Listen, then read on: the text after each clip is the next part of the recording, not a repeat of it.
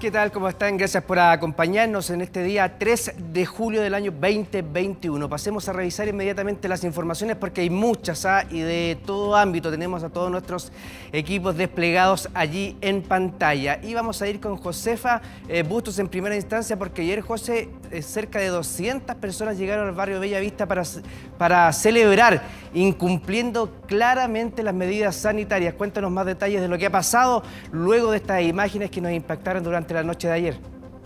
¿Cómo estás, Juan Carlos? Muy buenas tardes, así es. Pasamos de inmediato a revisar parte de los registros que, como tú bien lo decías, dan cuenta de esta convocatoria espontánea, según nos decía Carabineros, que se desarrolló en horas de la noche en el sector Barrio Bellavista, específicamente en la calle Pío Nono, esto en el límite entre las comunas de Recoleta y Providencia. Como ustedes ya lo están viendo en las imágenes, cerca de 200 personas llegaron hasta ese lugar donde, como ya sabemos, se encuentran distintos bares y restaurantes, ¿verdad? Posterior al partido de las selecciones. Es en ese momento justamente cuando se empiezan a congregar todas estas personas a celebrar. Poco y nada les importó la derrota de Chile ante Brasil, ¿verdad, Juan Carlos? Porque ellos de todas maneras se juntaron a celebrar, y ya lo decías tú, incumpliendo todas las medidas sanitarias. Lo que ustedes están viendo en su pantalla son parte justamente de los videos y registros que empezaron a ser difundidos en pleno horario de toque de queda, por cierto. Empezaron a ser difundidos en las redes sociales para dar cuenta de esta situación que está totalmente prohibida, totalmente ajena, ¿verdad?, a lo que estamos viviendo en este momento, Juan Carlos. Una pandemia que ha cobrado víctimas fatales, en la que el llamado ha sido permanentemente a cuidarnos, a respetar, ¿verdad?, las medidas sanitarias, y es por eso que ha causado, ¿verdad?, asombro, molestia de parte principalmente de quienes se han cuidado. Ya lo escuchábamos justamente, parte de las personas que registraron estos videos haciendo alusión, ¿verdad?, a la irresponsabilidad de estas personas. Ustedes lo ven, personas sin mascarillas, por supuesto, de distanciamiento social, distanciamiento físico, absolutamente nada. Y esto además en pleno horario de toque de queda, lo que además, ¿verdad?, además del riesgo sanitario, implica también una falta grave a las condiciones de seguridad que deben mantenerse y respetarse. Yo los invito a que pasemos a revisar parte de las opiniones recogidas durante esta noche, particularmente de Carabineros, sobre esta situación registrada anoche en el barrio Bellavista. Bueno, entiendo que finalizado el partido, encuentro deportivo, se realizó una congregación, una actividad improvisada acá en el barrio Bellavista, en la cual una par de personas obtuvieron un parlante, pusieron música en la vía pública, y esto fue generando que todas las personas que iban pasando por el lugar se fueran acoplando a esta actividad. Producto de ello se cortó el tránsito, fue necesaria la presencia de personal COP y personal de comisaría en el lugar. Claro, ahí estaban entonces las palabras de Carabineros dando cuenta de este procedimiento que se registra, ya lo decíamos entonces, posterior al partido de la selección, a eso de las 22 horas, en este sector que habitualmente ha sido escenario de celebraciones, de festejos, de convocatorias posterior a partidos habitualmente. El problema es que ahora ocurre en pleno contexto de emergencia sanitaria, y eso es principalmente lo que llama la atención. Consultamos también sobre detenidos, solo 3 personas, Juan Carlos, y eso sorprende. Solo 3 personas fueron detenidas en este contexto por infringir el toque de queda, personas que fueron detenidas cuando huían con alcohol, ¿verdad? Mantenían alcohol en sus manos, y es en ese momento donde Carabineros los detiene. Todo el resto alcanzó a huir del lugar. No fue necesario, ¿verdad?, enfrentamientos entre personas. Según nos comentaba Carabineros, se pudo disuadir a estas personas de manera pacífica, pero lo cierto es que llama la atención que a esta altura de la pandemia se sigan registrando episodios como estos, ya sean fiestas clandestinas o convocatorias masivas en la vía pública. Le consultamos al ministro Rodrigo Delgado, ministro del Interior, a propósito de esto. Escuchemos lo que nos dijo. Lamentable que estando en una fase final de vacunación, de que las curvas están bajando, el número de contagios también están bajando, lamentable que se vean este tipo de imágenes, pero esto apela a lo mismo, ¿ah? Si uno ve las imágenes, la aglomeración, más allá que sea una fiesta, más allá que sea después de un partido, más allá que sea en un sector de la ciudad determinado, que está relacionado o no con la bohemia, aquí tenemos que siempre condenar cuando hay aglomeraciones. Y por eso también, conectándolo con el tema de mañana, lo que nosotros queremos evitar justamente son las aglomeraciones que se puedan dar en el perímetro, ¿cierto?, del ex Congreso. La imagen es la misma, finalmente, gente muy cerca, gente, ¿cierto?, de alguna forma estando a menos de la distancia recomendada o sin mascarilla. Bueno, esa imagen la queremos evitar en una fiesta, pero también eventualmente en una marcha o eventualmente, ¿cierto?, en una situación que pueda ser compleja para la salud. Estamos tan cerca de cumplir metas sanitarias que tenemos que seguir cuidándonos. Bien, eran las palabras entonces del ministro Rodrigo Delgado a propósito de esta convocatoria masiva registrada anoche en el barrio Bellavista. Él hacía alusión, ¿verdad?, a todas las... esto se le consultó mientras comentaba cuáles iban a ser las medidas de seguridad que iban a estar dispuestas para mañana, en un proceso donde además se espera que se realicen bastantes marchas y convocatorias públicas, ¿verdad?, en el marco de la primera reunión de los constituyentes. Pero él también decía, tanto como hemos invitado a las personas a cumplir las medidas sanitarias en el contexto de este domingo 4 de julio, también llamamos justamente a las personas a que tampoco se convoquen en el marco de festejos post partido de la selección, por ejemplo, Juan Carlos. Y en un escenario particularmente complejo. De hecho, tenemos justamente hoy día 3.880 casos nuevos de COVID, 2.659 casos con síntomas y también se siguen sumando los hospitalizados, una cifra que llega a 2.885 hospitalizados, 2.430 de ellos con ventilación mecánica, cuando quedan además solo 287 camas críticas disponibles. El nivel de positividad, Juan Carlos, sigue a nivel país sobre el 5% y en la región metropolitana se mantiene en 5% exacto. Es parte de lo que se está registrando en este momento en nuestro país y es por esto que las imágenes que ustedes están viendo en pantalla y que, por cierto, han sido ampliamente difundidas en redes sociales, llaman la atención y resultan bastante incomprensibles en este contexto donde la pandemia no da tregua, pero al parecer para algunos se ha acabado.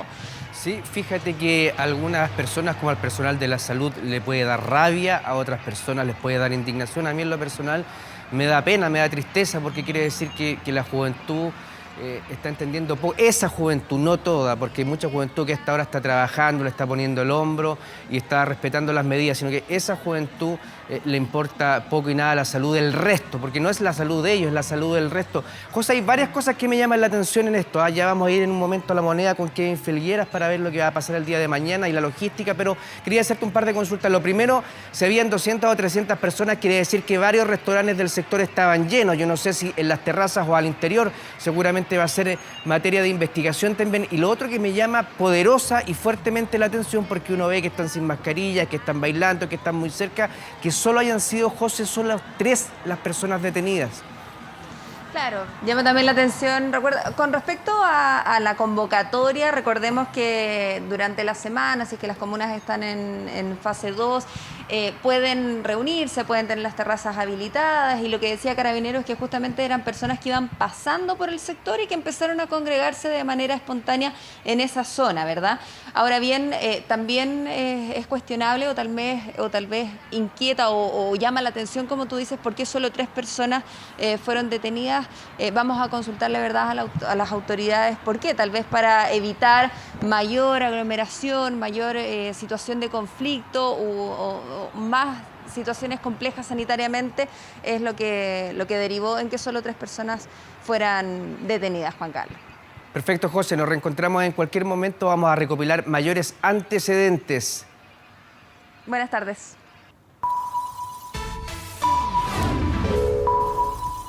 Ahora.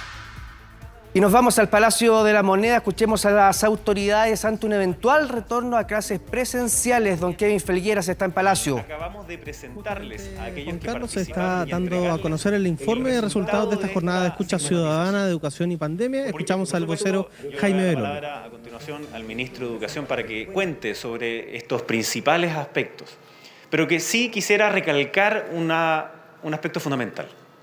La educación es esencial.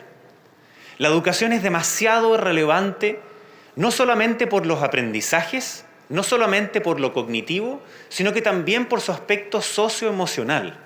Y eso es algo que aparece de manera transversal en cada una de las conversaciones que hemos tenido, tanto esa primera vez donde había inclusive gremios que tenían que ver con el transporte, con la gastronomía, ellos también están preocupados de la educación, por una razón evidente.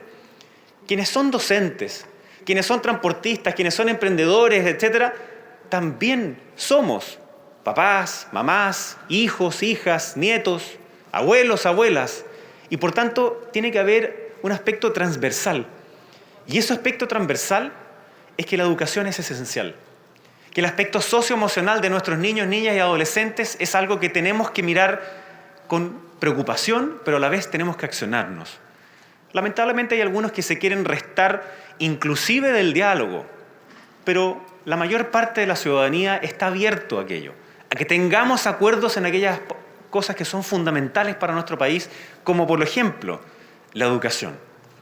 De allí que esta conversación, este diálogo, esta escucha activa en donde el gobierno lo que hace es simplemente ser de moderador para que las mismas visiones que son a veces contrapuestas o que están, por ejemplo, desde el punto de vista de la educación especial, que no funciona a distancia, o aquella educación de jardines infantiles, que también en su experiencia práctica es radicalmente distinta. Sabemos que el trabajo de aula es absolutamente insustituible. Y ello es algo que ha reconocido la ONU, la UNICEF, distintos organismos internacionales y nacionales, expertos en una educación, porque sabemos que hay diferencias entre la educación rural y la educación urbana, entre aquellos niños, niñas y adolescentes que están en situación de vulnerabilidad versus aquellos que no lo están, en su conectividad, en su transporte público, en aspectos que son esenciales que fueron tocados en esta conversación y que a continuación voy a dejar al ministro de Educación para que pueda contarles cuáles son esas principales, un resumen, digamos, esas principales encuentros de estas más de 150 personas que conversaron. Por supuesto, ya va a estar a disposición de absolutamente todas las personas el que conozcan el informe, que son cerca de 50 páginas, para que puedan ver el detalle de quiénes asistieron, cómo se hizo este análisis y cuáles son las principales propuestas que también salen de estas mesas. Ministro. Muchas gracias, ministro. Muchas gracias, subsecretaria, por acompañarnos hoy día. Como señalaba el ministro Belolio, lo que haremos, muy en síntesis, es dar a conocer los principales resultados de la jornada de escucha ciudadana sobre educación parvularia y escolar, que se llevó a cabo el miércoles pasado y que tiene ejes muy interesantes para contribuir precisamente a la conversación que nuestro país debe mantener en torno a lo relevante que es la educación siempre y particularmente en este contexto de pandemia. Como señalaba el ministro Belolio, fueron más de 150 personas las que se reunieron en torno a esta jornada de diálogo, de escucha, más de 120 organizaciones vinculadas al sector educativo y 14 provenientes de 14 regiones de nuestro país. Lo que se muestra en este proceso de escucha es precisamente cómo primero los participantes hicieron ver cuáles son sus principales inquietudes en torno a la situación que hoy día está viviendo nuestro país, vinculado ciertamente con la prolongada suspensión de clases presenciales y también las propuestas que sobre la base de esos tópicos que emergen de la conversación van también haciéndose carne en torno a estos diálogos. Son 6 los tópicos que emergen como principales, las principales preocupaciones que muestran los asistentes. El primero de ellos tiene que ver con la preocupación transversal respecto de las consecuencias que genera en los aprendizajes y, por lo tanto, también en las brechas educativas esta prolongada suspensión de clases presenciales.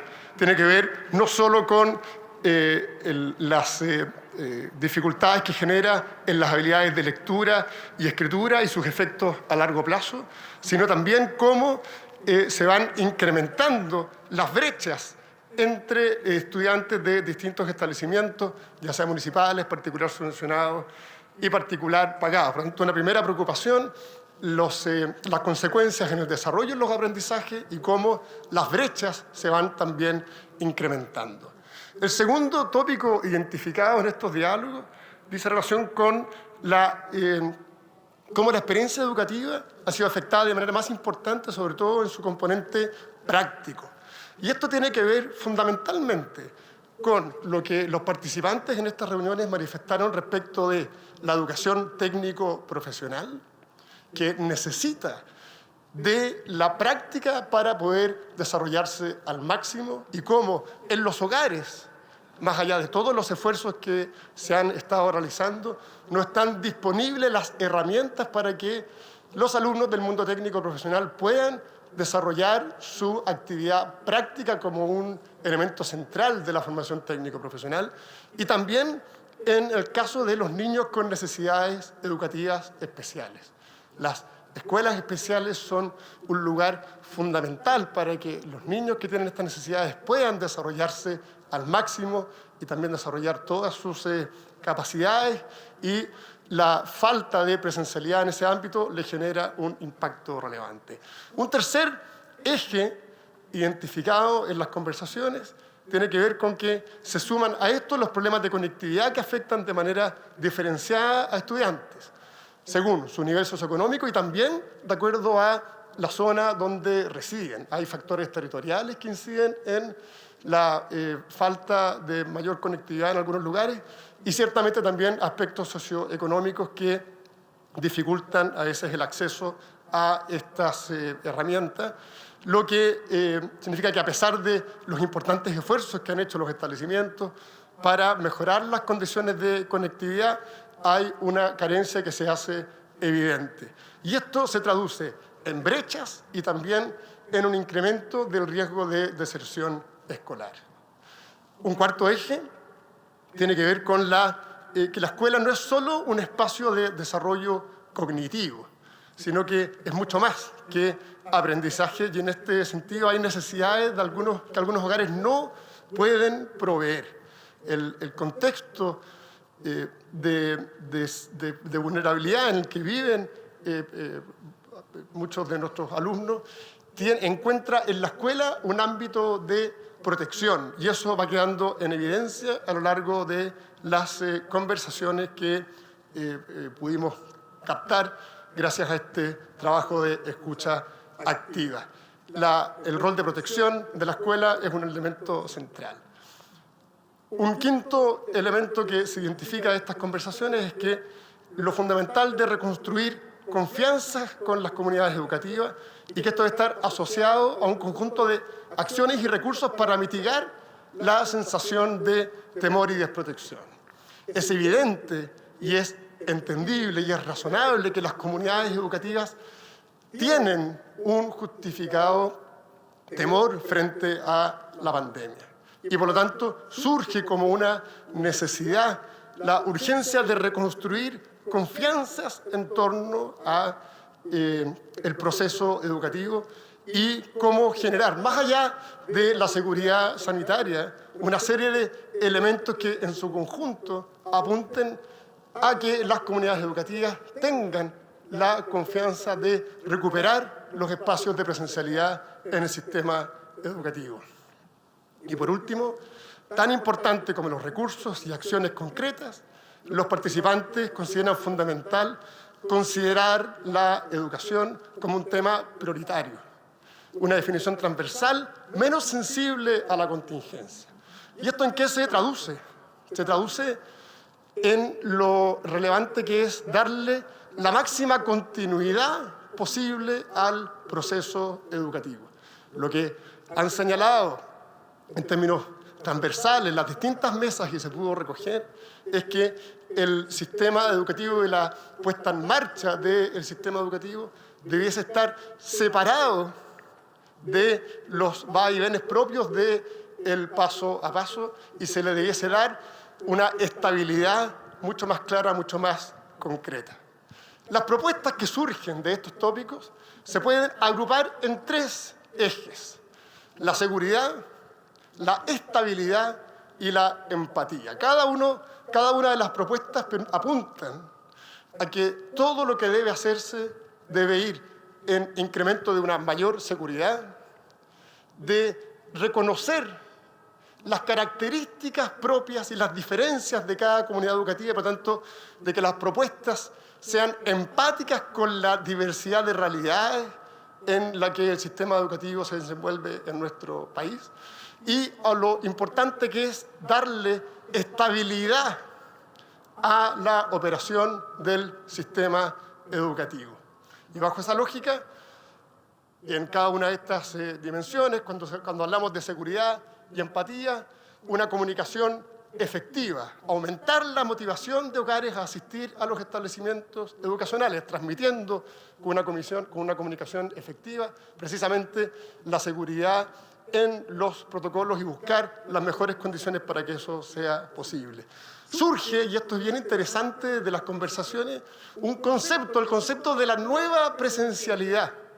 Esto significa, de acuerdo a lo que hemos podido recoger, que las personas buscan recuperar la presencialidad y tienen plena conciencia que las actividades presenciales serán de una manera distinta a como tradicionalmente se ha llevado adelante este proceso.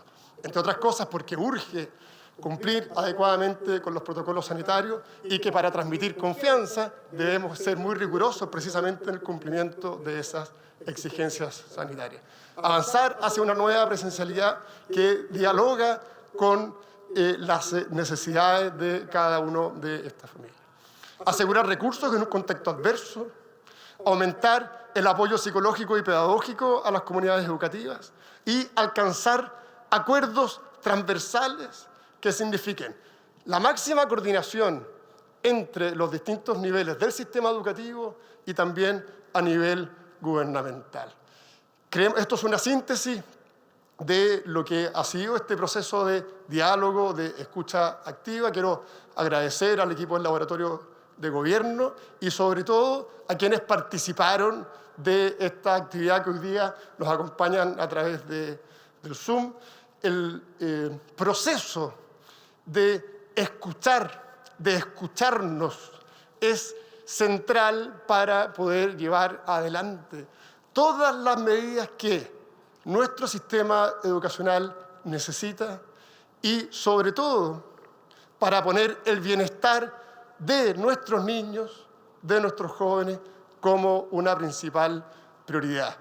Este informe va a estar disponible para todos quieran analizarlo en detalle y ciertamente esperamos que actividades de este tipo puedan repetirse en el tiempo para darle seguimiento y continuidad a este proceso. Muchas gracias. La subsecretaria Paula Daza se va a referir también a, porque ella participó junto con nosotros en este proceso y por lo tanto va a hacer también sus conclusiones. Muchas gracias. Muchas gracias, ministro. Bueno, muy buenas tardes, ministro Figueroa, ministro Belolio y a todos los asistentes que nos están acompañando acá, que participaron en la jornada. El miércoles asistimos a esta jornada de escucha ciudadana en torno a educación escolar y parvularia en el contexto de esta pandemia y de las modificaciones del plan paso a paso. En ella, como ustedes saben, han participado más de 150 personas de distintas áreas de la educación que compartieron sus inquietudes, sus dudas y sobre todo sus sugerencias sobre un tema que nos convoca, que es cómo manejar el aprendizaje de nuestros niños preescolares también en este contexto tan difícil de pandemia. En esta jornada todos hablamos y sobre todo escuchamos. Quiero agradecer a todos los participantes por la disposición, por la contribución a este diálogo y con la generosidad que mostraron sus distintas realidades, tanto desde la territorialidad como las necesidades especiales en el aprendizaje de los niños, en el tipo de enseñanza y sobre todo en el entorno social. Todos los expositores mostraron preocupación por las brechas de aprendizaje, ya lo dijo el ministro Figueroa, de desarrollo socioemocional, del desarrollo cognitivo y en general de los niños en estos 2 años de escolaridad en este contexto tan difícil de pandemia. Analizaremos todas estas medidas, todas estas sugerencias para poder generar un plan paso a paso en donde los niños... Muy bien, en algún momento más vamos a volver con Kevin Felguera al Palacio de la Moneda porque mañana es un día importante, pero vamos a cambiar radicalmente de tema. Ya volveremos al Palacio de la Moneda en cualquier momento y nos vamos a ir a las informaciones policiales. Ya tenemos en pantalla a don Cristian Cereceda para que nos cuente de estas y otras informaciones, empezando, don Cristian, por un operativo antidrogas en la comuna de Pudahuel. Hola, ¿qué tal? ¿Cómo están? Muy buenas tardes. Claro, se trata de una investigación de larga data que se extendió por varios meses, principalmente gracias a la denuncia anónima de personas que daban cuenta de la venta de drogas al interior de la población Pablo VI, esto en la comuna de Pudahuel. Con estos antecedentes, la PDI comenzó entonces una indagatoria, primero poder determinar cuáles son las casas que estaban siendo utilizadas entonces para la comercialización de estas sustancias ilícitas, también para poder determinar si es que estos mismos traficantes contaban con algún tipo de protección con otros delincuentes, armados principalmente, que recorrían estos sectores primero para dar aviso de la llegada de la policía o bien para enfrentarse con otras bandas y así evitar entonces lo que son ajustes de cuentas o estos conflictos generados por disputas de territorio principalmente.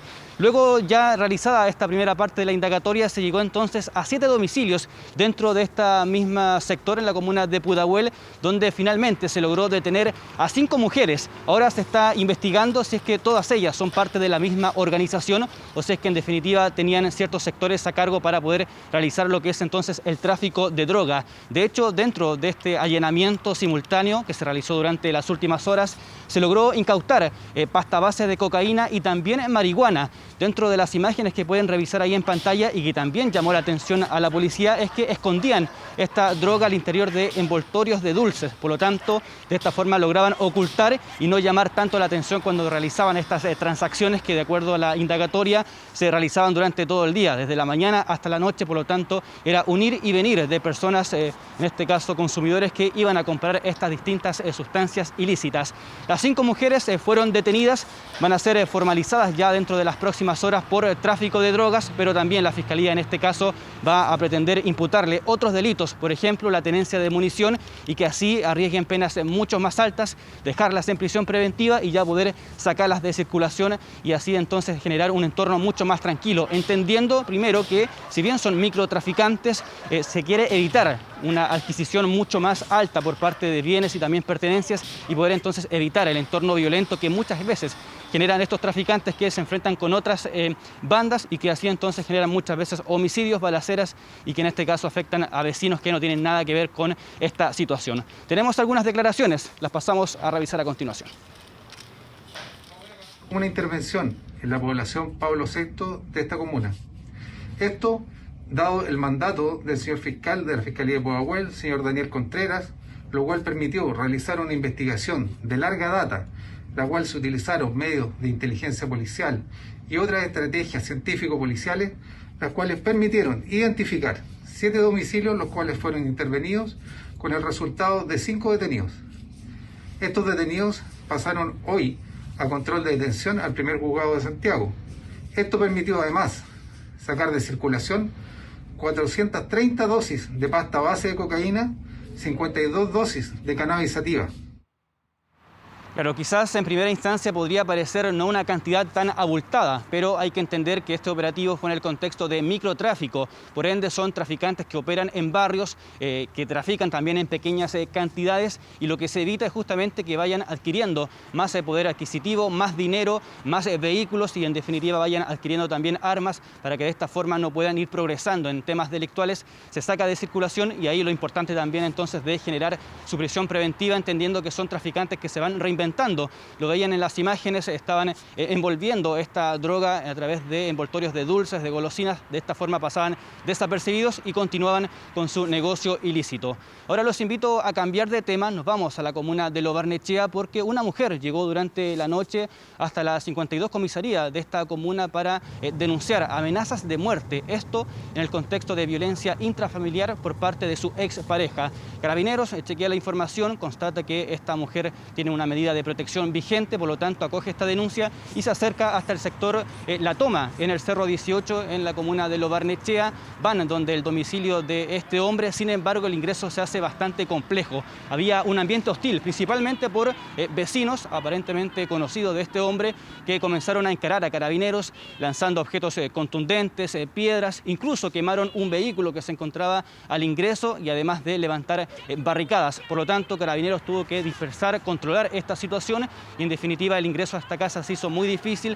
se terminó retirando de este lugar, por lo tanto hay una indagatoria ya abierta para poder acoger esta denuncia, entendiendo que ya hay antecedentes preliminares de violencia intrafamiliar, detener a esta persona y además, un dato no menor, este hombre estaba en compañía de una hija, de la hija en común en este caso de solamente 7 años, por lo tanto también el esfuerzo policial está en poder rescatar a esta menor y dejarla por supuesto en un buen cuidado. Sin embargo, todo se hizo muy complejo debido a la actitud de estas personas aparentemente conocidos del hombre. De hecho, otros vecinos también que no tienen nada que ver denunciaban justamente este conflicto por el uso excesivo de violencia, incluso de bombas lacrimógenas, pero se da en este contexto bastante delicado de acoger una denuncia por violencia intrafamiliar, incluso con amenazas de muerte, y rescatar también a esta niña de solamente 7 años. Tenemos declaraciones, las pasamos a revisar.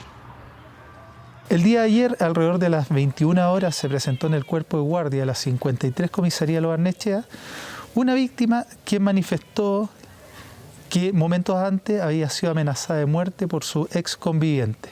Y dentro de la flagrancia se acompañó a la víctima al sector de la toma del Cerro 18, con la finalidad de lograr la detención del autor material o el agresor en este caso. Una en el lugar, los pobladores al percatarse de la presencia policial adoptan una actitud hostil y comienzan a lanzar objetos contundentes en contra del personal de Carabineros.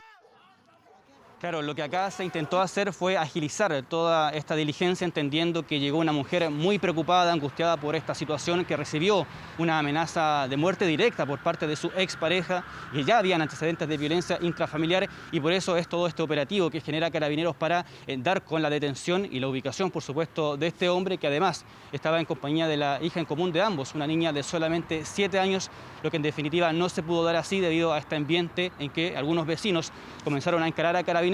Hubo enfrentamientos, por lo tanto, en definitiva, se retiraron de este lugar, pero ya hay toda una indagatoria en desarrollo para poder detener a este hombre, poder dejar también a esta niña en buenos cuidados y evitar, por supuesto, que esta violencia vaya escalando hacia la mujer que ya había denunciado otros casos similares. Los invito ahora a cambiar de tema. Nos vamos a los Andes, donde lamentablemente se registró un accidente múltiple que involucró a 4 camiones y en que lamentablemente falleció una persona.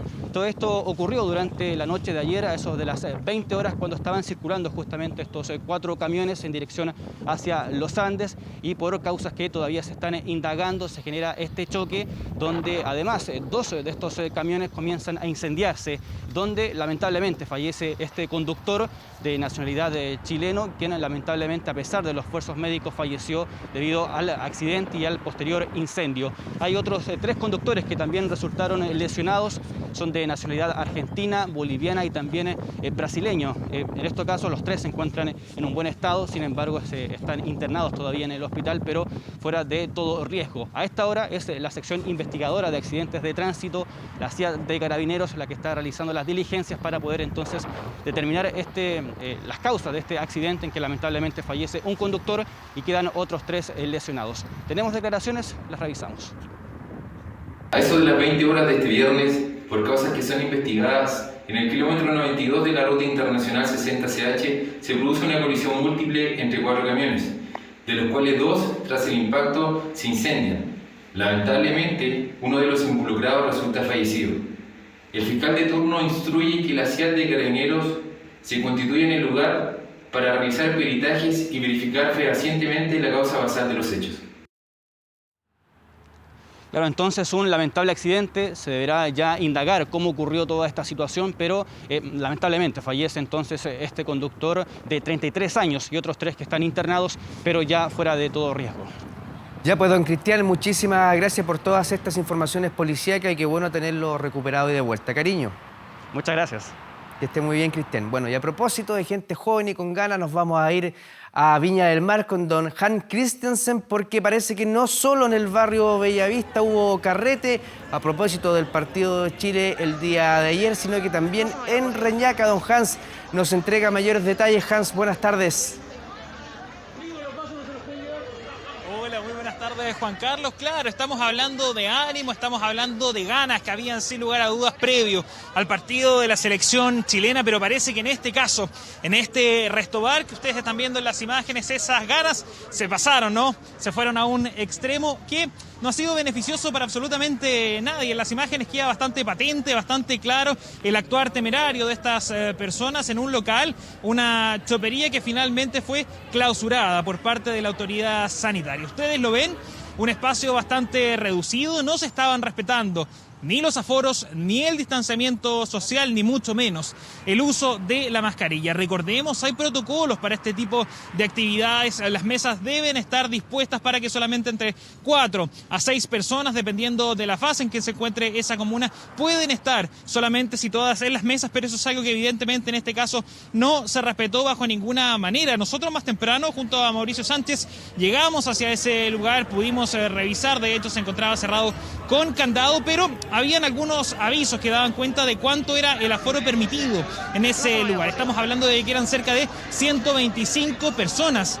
El sumario justamente fue porque ese aforo estaba completamente superado y además no se estaban respetando estas otras medidas que yo bien les decía. Allí nosotros lo podemos ver, es una terraza bastante amplia que efectivamente está al aire libre, pero ese no era el problema fue que efectivamente no se reguló ni la distancia entre las personas ni el aforo de gente que finalmente llegó a disfrutar de este partido en una pantalla gigante que estaba dispuesta en ese lugar para los fines, ¿no?, de poder disfrutar de este evento deportivo. Tenemos declaraciones de la autoridad sanitaria, escuchemos.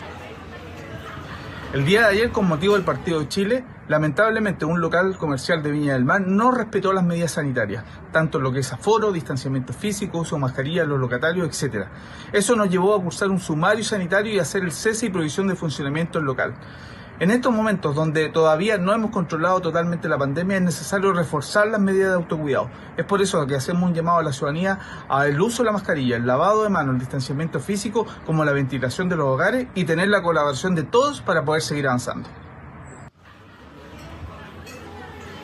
Es muy importante, Juan Carlos, el llamado que hace la autoridad sanitaria en este caso. Acá en Viña del Mar costó mucho, Valparaíso sin lugar a dudas, todo el borde costero de nuestra región, poder seguir avanzando, salir de las cuarentenas. Ahora nos encontramos en fase 2 del plan paso a paso, lo cual da cierta holgura de lunes a viernes y la idea es seguir manteniendo esa situación. Han sido principalmente los locatarios, el rubro gastronómico, el rubro hotelero, los que han sufrido principalmente los embates de esta pandemia de manera económica. Hemos visto cómo muchísimos locales han debido cerrar y es por eso que no se entiende este tipo de actitudes, no se entiende este tipo de irresponsabilidad, sobre todo en una ciudad que está intentando regular los casos, poder disminuirlos para, sin lugar a dudas, eventualmente poder seguir aumentando y subiendo de fase en el plan paso a paso. Nosotros podíamos conversar con algunos viñamarinos más temprano que incluso residen por allí en el sector, se están quedando y decían, no fue solamente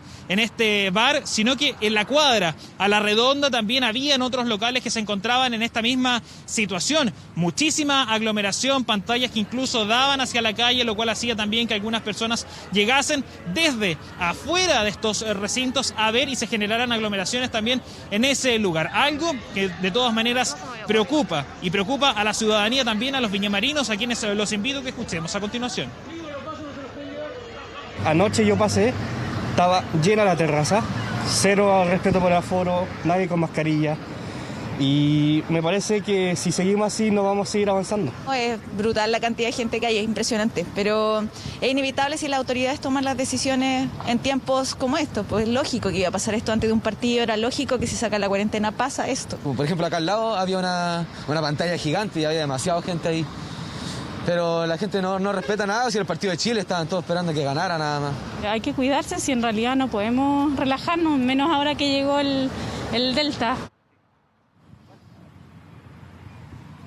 Imágenes muy similares a lo que nosotros podíamos ver en la capital, en el barrio Bellavista, que se lleva, ¿no? Ocurre exactamente lo mismo aquí cerca de la playa, en Reñaca, la avenida Borgoño, en esta chopería que ustedes están revisando en imágenes. Es muy importante rescatar algo que decía una de las personas allí en las declaraciones que recién escuchábamos. No puede ser que por un partido descuidemos este tipo de medidas tan importantes. El problema no es que la gente llegase a disfrutar del partido en estos restaurantes, sino que se descuidaron las medidas sanitarias, principalmente el distanciamiento y el uso de la mascarilla, considerando que estamos viendo el ingreso de una nueva cepa que preocupa a la autoridad, que preocupa a la ciudadanía y por lo tanto sigue siendo de mucho cuidado seguir cuidándose, mantener estas medidas respectivas para no contagiarse. Juan Carlos. Sí, ¿sabe lo que pasa, Hans? Que pareciera haber una suerte de tensión en términos de las sanciones, que parecieran que nadie cumple o la gente no le tiene miedo a las sanciones. Fíjate que por lo menos hace 2 o 3 semanas atrás, de todas las multas que se habían cursado en Cachagua, lugar donde carretearon los jóvenes que tienen acceso a la mejor educación de este país, habían pagado 0 pesos. Aparentemente aquí no se está haciendo bien la pega en términos de las sanciones y de las multas y no se están pagando o no se están persiguiendo a quienes tienen que pagarlo. Por lo tanto, muchos de los locatarios, Hans, prefieren pagar la multa, ganar un poco de dinero, algo de peso, porque también están extenuados, y ahí parece que se está dando una mezcla bastante compleja. Nos vamos a reencontrar en cualquier momento y que estés muy bien, que tengas buena tarde. Muy buenas tardes, que estén bien. Chao, Hans, gusto de saludarte, lindo día también ahí en Valparaíso, Viña del Mar. Y con esta información vamos a hacer una pausa y ya retornamos en 24 tarde. Muy bien, retornamos 13 horas con 46 minutos. Se da el puntapié inicial, un nuevo espacio de trekking en medio de la ciudad, en el casco del Cerro Carbón, ubicado en el Parque Met, donde también se presentó la guía de senderismo seguro. Esto luego del incidente de Mar González y porque en pandemia subir al cerro es una alternativa para poder distraerse y salir. Nosotros mandamos a nuestro hombre más outdoor, don Dani Linares. Buenas tardes. Claro, la montaña ha sido una alternativa para las personas, sobre todo en esta época de cuarentena, de poder distraerse, convivir con la naturaleza en un espacio, un entorno seguro, porque también el espacio que da la montaña, de poder estar con la distancia necesaria, es adecuado para el momento que estamos viviendo en medio de esta pandemia. Es por eso que esto ha tenido un auge.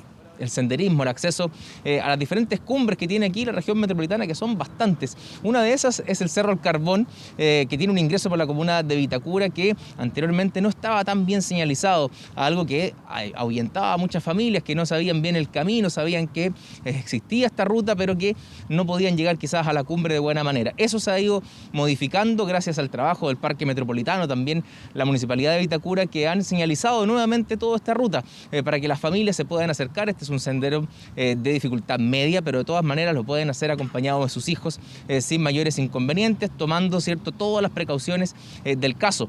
Lo importante para poder acercarse a la montaña es preparar bien el viaje desde el inicio, ver los tiempos, cuánto me va a demorar, qué es lo que tengo que llevar y todo aquello. Conversamos con algunos animados deportistas durante esta jornada que se acercaron aquí al Cerro del Carbón para preguntarles precisamente cómo está la ruta, cómo está el camino y qué les parece que se pueda fomentar también este tipo de actividades. Está perfecto, es súper bien señalizado, la gente es bien educada. No, bien, yo estoy satisfecho, súper contento. Sí. Un espacio para aprovechar también este tiempo. Evidentemente, sacar a los niños sobre todo, tenemos ahí está mi hijo, mi sobrino Maxi, Mario. Sí, salimos todos los sábados, subimos el cerro. Tranquilo, harta gente y está bien el camino. Lo encuentro muy bueno. No, me parece súper bien. O sea, mientras más seguro se puede hacer y mientras más facilidad hay para que más gente venga, fantástico. Igual importante tener espacios de recreación cuando uno ha estado tanto tiempo en cuarentena como para estar al aire libre, es como fundamental, sobre todo para la salud mental de mucha gente. ¿Está señalizado? ¿Te parece que es un camino que es fácil de seguir? Sí. Si vais solo, un poco complicado, pero si va harta gente, es fácil.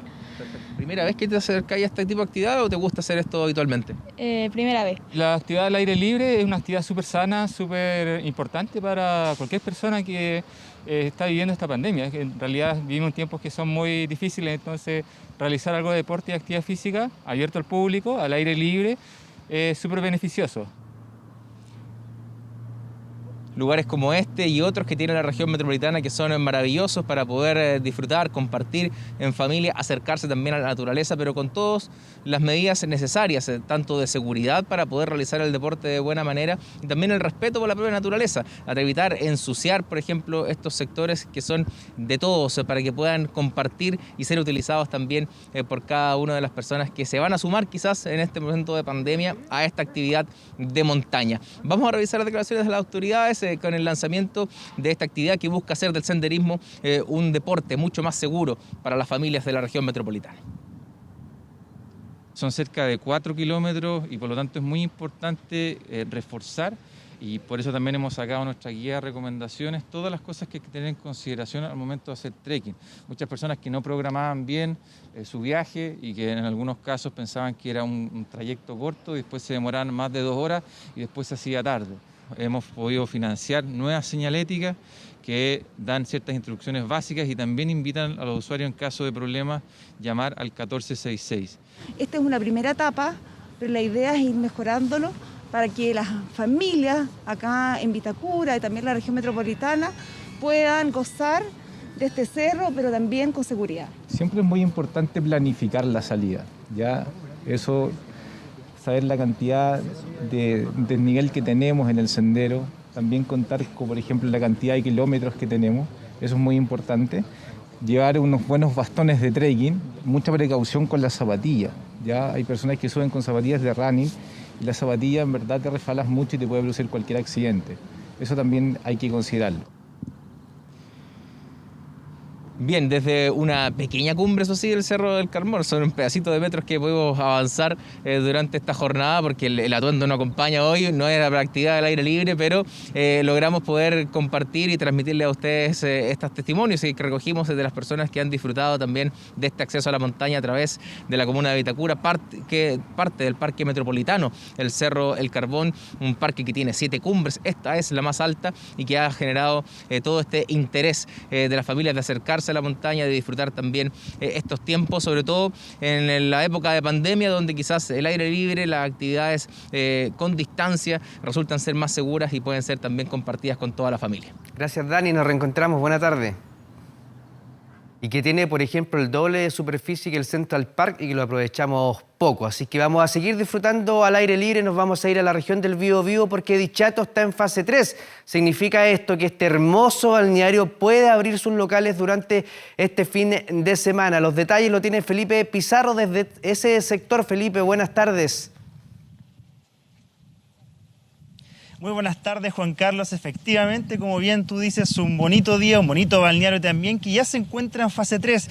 Esto porque la comuna de Tomé ya acaba de pasar a esta fase del plan paso a paso el día jueves. Significa que es el primer fin de semana que esta localidad se encuentra sin cuarentena. Y hablábamos de que tuvieron que pasar 15 meses para que Dichato se encontrara con los comercios abiertos en un fin de semana. Eso es la noticia principal, porque los comercios han vuelto a abrir sus puertas. En este contexto es que le recordábamos que Tomé ya se encuentra en fase 3, por ende todos los locales comerciales pueden ya funcionar en un día sábado y también día domingo, por lo que toda la comuna se encontraría sin cuarentena durante toda la semana. Una noticia totalmente esperada por todos los locatarios, por supuesto, y también la gente de acá. Recordar que Dichato, recordemos, es una localidad que vive del comercio y vive del turismo. Es por eso que mucha gente ha empezado a llegar ya desde temprano a este lugar para poder disfrutar todas las comidas que entrega este bonito lugar de la región del Biobío, algo que sin duda era importante por la reactivación económica de este lugar, el cual se sustenta principalmente, como ya les decía,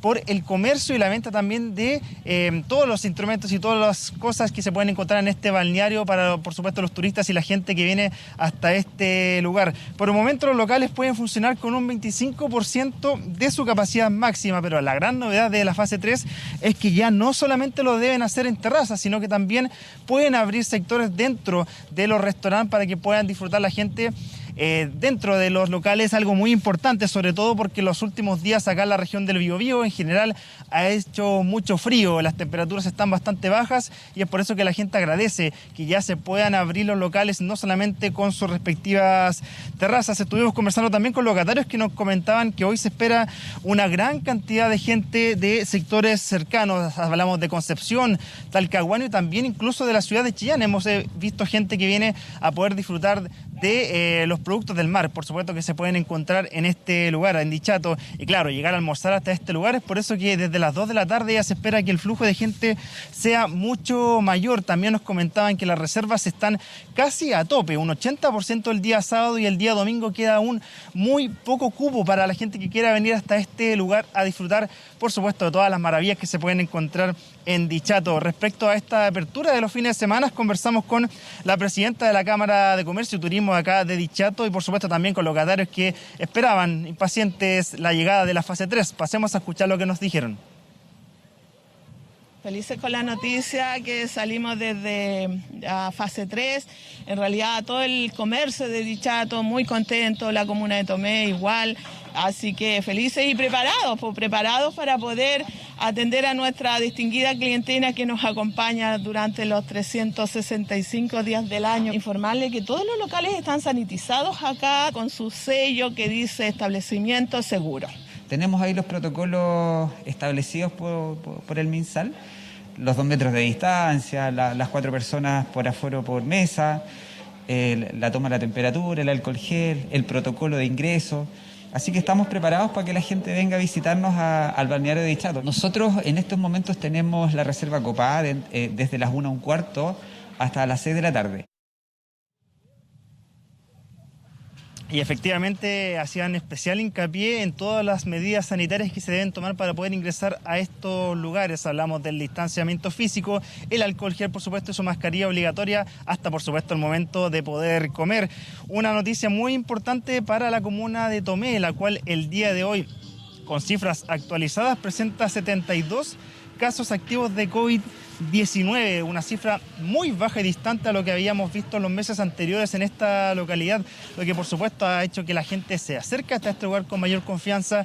Ya empezamos a ver alguna que otra fila también en algunos restaurantes de este lugar y esperan que se mantenga por supuesto las cifras bajas y que la gente respete todas las medidas que están poniendo los restaurantes en este lugar para que así no solamente tenga 2 o 3 fines de semana seguidos, sino que se pueda ya regularizar la situación económica en Dichato. Una noticia muy importante para los pescadores y también locatarios, ya que van a poder mantener este trabajo constante, que lo venían haciendo los días de semana, porque se encontraban en fase 2, por ende podía venir gente hasta este lugar, venía gente de Concepción, pero ahora lo podrán hacer también los fines de semana. Entonces nos quedamos con este maravilloso día acá en Dichato. Los saludamos a todos ahí en Santiago.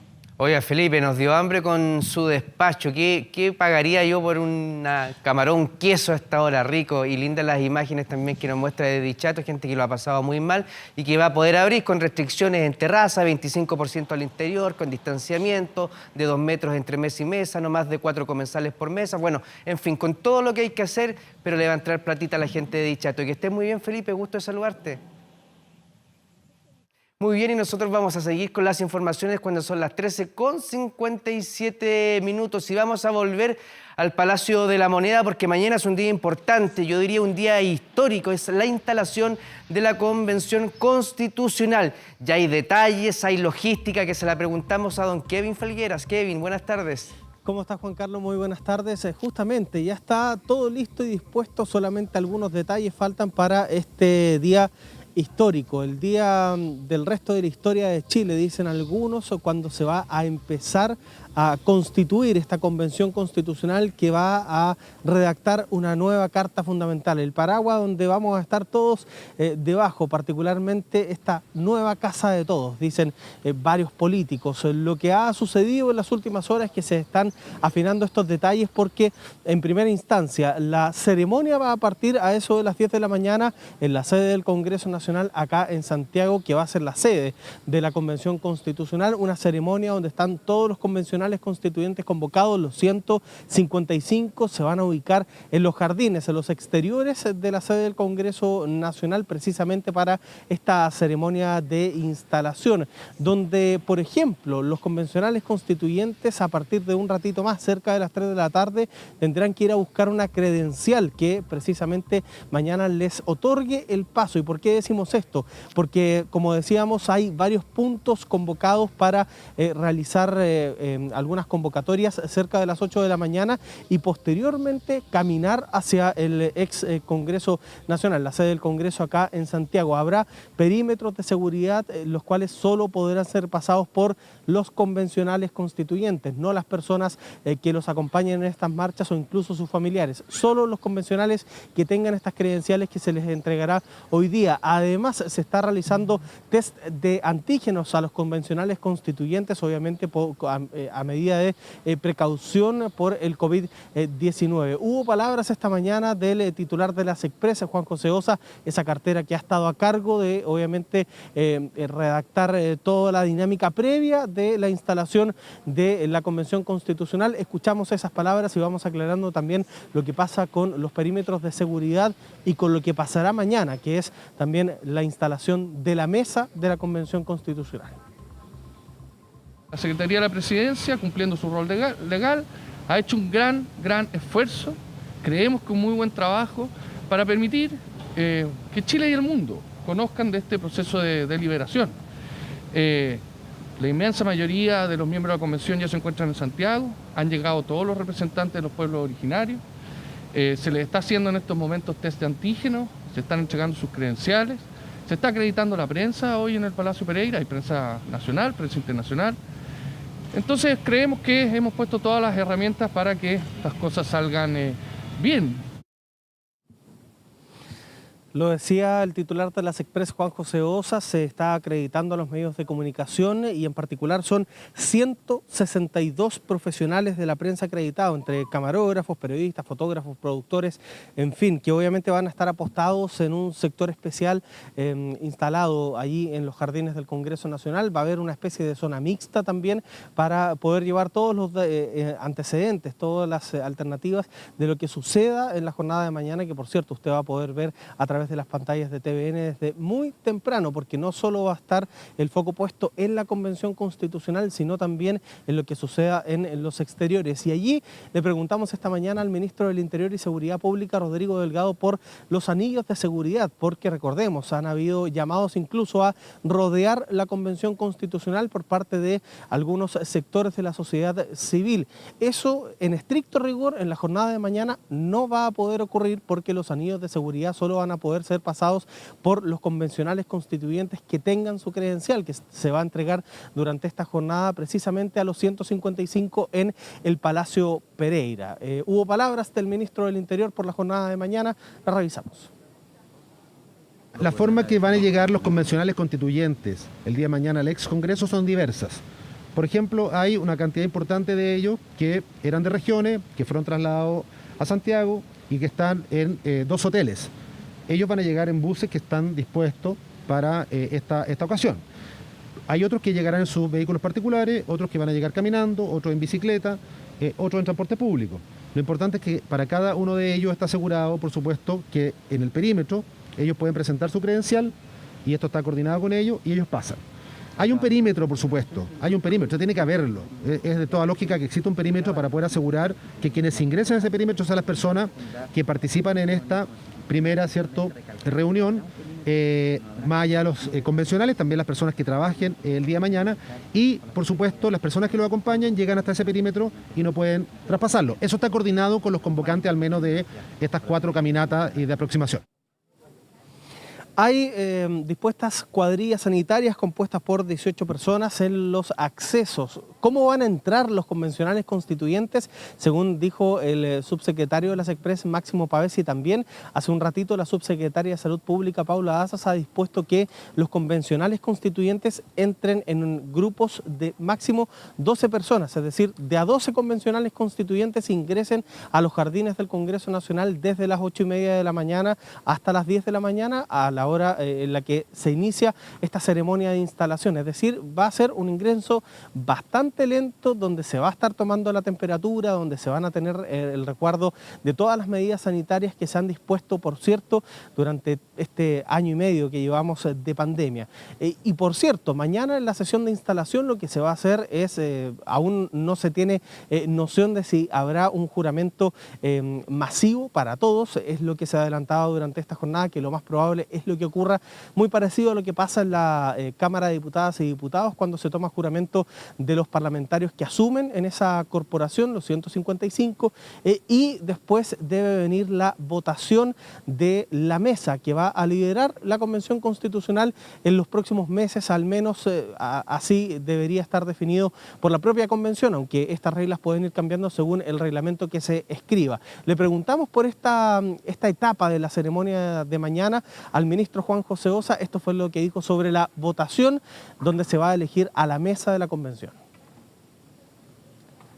El Tribunal Calificador de Elecciones, que tiene obviamente mucha experiencia en materia de escrutinio, va a disponer de votos y de urnas para efectos que la voluntad de los miembros de la convención se pueda expresar de la forma más transparente y para efectos que técnicamente se cumpla con los estándares que se necesitan para un escrutinio democrático, un escrutinio que deje tranquilo todo. ¿Va a ser una votación secreta entonces? No, eso nosotros no he dicho eso. ¿Hay que al haber urnas y votos? Lo que pasa es que cuando usted es televisado depositando un voto en una urna, o sea, usted puede votar, mostrar su voto con algún grado de identificación. No, eso Carmen Gloria Valladares lo va a expresar mañana, pero el gobierno no tiene ninguna intención ni ninguna autoridad para determinar si esa votación es pública o secreta, pero sí, como gobierno tenemos una opinión y siempre vamos a favorecer la transparencia. La mencionaba el ministro de las Express, Juan José Ossa, Carmen Gloria Valladares, que es la secretaria relatora del Tribunal Calificador de Elecciones, serán quien va a estar a cargo del inicio de esta ceremonia y del proceso de votación donde se va a elegir a la mesa. Todavía no se sabe si es que se van a proponer candidatos o si es que pueda pasar lo que pasa en otro tipo de elecciones, que mañana tengamos a 155 candidatos a presidir la mesa de la Convención Constitucional y se vaya eligiendo en votaciones sucesivas hasta que se tenga una mayoría clara. Eso mañana se va a definir. Lo que sí sabemos es que esta ceremonia parte a las 10 de la mañana con solo los 155 convencionales constituyentes en los jardines del Congreso junto a Carmen Gloria Valladares y, por cierto, a los medios de comunicación para que todo el país conozca y vea este hito histórico, el inicio de la Convención Constitucional que va a escribir la nueva Carta Fundamental. Sí, pues usted hoy día se nos va a concentrar tempranito, igual que todo el equipo político, porque mañana nosotros vamos a estarle siguiendo el pulso minuto a minuto, están todos citados, ya hablé con el jefe, con el editor político, así que los quiere a todos durmiendo hoy día a las 9 de la noche máximo, don Kevin. 5:30 de la mañana, mañana en el canal, así que va a estar bueno la siesta de hoy. Sí, pues así que vamos a tener a todo nuestro equipo político, todo nuestro turno, también sí, todos nuestros editores trabajando desde muy tempranito, desde las 7 de la mañana vamos a tener trabajo, pero lo hacemos con cariño, lo hacemos con ganas, Kevin, porque mañana es un día demasiado importante para nuestro país. Tal cual, Juan Carlos Alarcón, y tú bien lo decías y lo reiteramos, lo decíamos hace un ratito, mañana desde las 7 de la mañana, Televisión Nacional de Chile les lleva todas las alternativas de lo que pase en este día que definitivamente marca la historia del país. Así que concentrarse el día de hoy, yo voy a llegar a las 9, sí, pues soy más viejito. Nos vemos, Kevin, que esté muy bien. Un abrazo.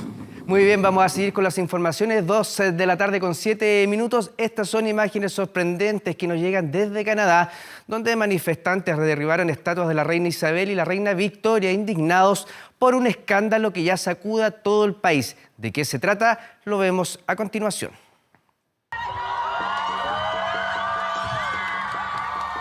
La ira de los canadienses solo crece tras el descubrimiento de más de 1000 tumbas de niños indígenas sin identificar en terrenos de antiguas escuelas residenciales. Ahora, manifestantes derribaron una estatua de la reina Victoria y de la actual monarca Isabel II durante el Día de Canadá, una celebración que marca la fundación del país. Pero los recientes hallazgos provocaron la cancelación de las celebraciones y cambiaron el tono del día. Una marea naranja tiñó las calles de varias ciudades canadienses para honrar a las víctimas de las escuelas. Asesinaron a miles de niños, cientos de miles. Aún no lo sabemos, pero hoy estamos aquí para decirles que estuvo mal. Todos saben que estuvo mal. Desde mediados del siglo XIX hasta 1996, al menos 150.000 niños indígenas fueron separados de sus familias para asistir a las escuelas residenciales como parte de una campaña del gobierno para asimilar a la fuerza a los menores en la sociedad canadiense. Se estima que 6.000 de ellos murieron mientras asistían a los internados, cifra que algunos creen que sería mucho más alta. Desde el gobierno condenan los ataques a estatuas e iglesias, pero agregan que están comprometidos con la comunidad indígena.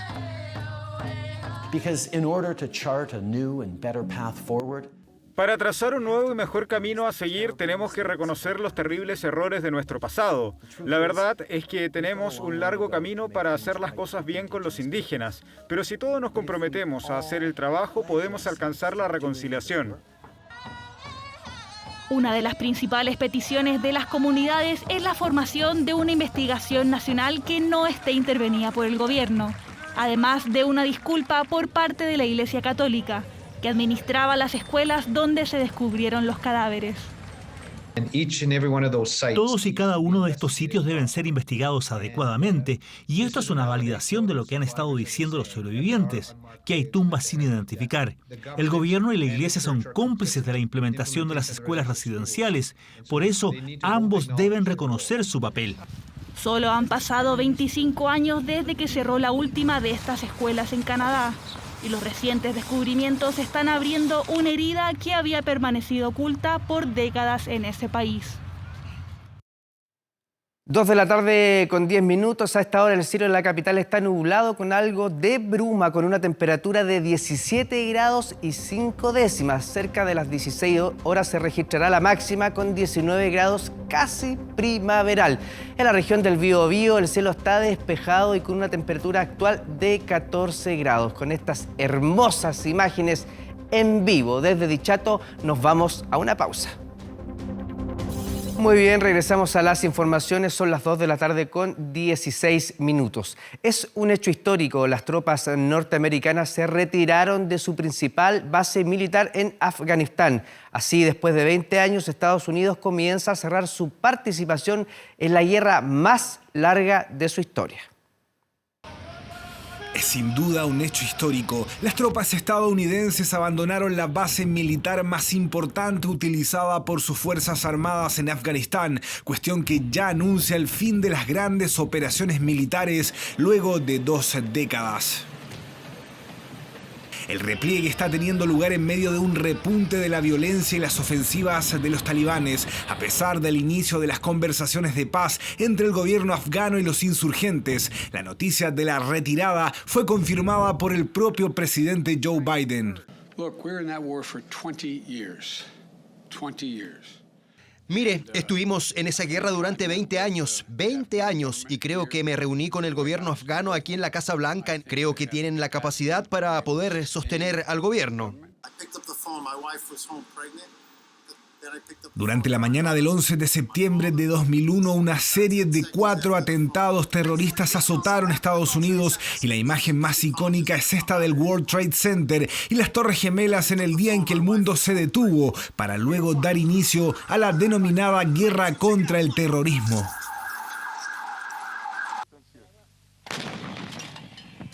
Y el primer destino fue Afganistán, tras la negativa del gobierno talibán de dar con el paradero de Osama Bin Laden, líder de Al-Qaeda. Las tropas norteamericanas invadieron el país el 7 de octubre de 2001, dando inicio al más largo conflicto que ha enfrentado Estados Unidos en su historia. Para Estados Unidos, Afganistán representa la guerra más larga que ha librado hasta la fecha, prácticamente 20 años, en los cuales perdió cerca de 2.400 soldados y que tuvo un costo cercano a los 800.000 millones de dólares. Ahora, con la retirada definitiva desde la base de Bagram, se cierra este episodio y está previsto que en Afganistán solo queden cerca de 650 soldados para la protección de la embajada estadounidense en Kabul. Las instalaciones de la base de Bagram se usaron para lanzar aviones de ataque contra los talibanes y otros grupos. Incluso llegó a ser el cuartel general de las tropas de operaciones especiales de Estados Unidos en este conflicto. Los estadounidenses deben abandonar Afganistán y debe haber paz en este país. Estamos en una situación difícil. La mayoría de la gente ha huido de sus distritos y algunos han caído y ahora están bajo el control de los talibanes. Estados Unidos pretende retirarse definitivamente de Afganistán en las próximas semanas, pero sin lugar a dudas que el abandono de esta base representa en gran medida el fin de una guerra que se extendió por 20 años.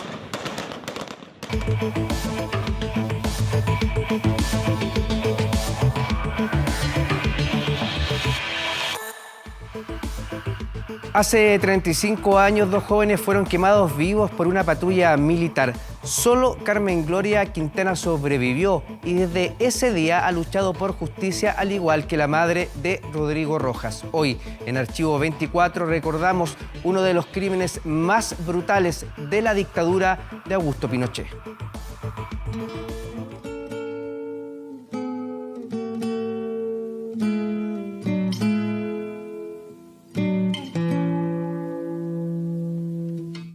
de 1986, dos jóvenes huyen en las cercanías del Hogar de Cristo en Estación Central. Mis movimientos. Carmen Gloria y Rodrigo en este sector son detenidos por una patrulla militar. Ahogan mi corazón. Los golpean, los ultrajan y rocían sus cuerpos con benzina. El oficial a cargo los amenaza constantemente con un encendedor, cuando de pronto los quema vivos.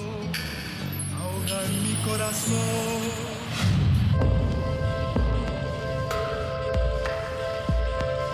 El 2 de julio de 1986 comenzó un paro nacional contra la dictadura que debía durar 2 días.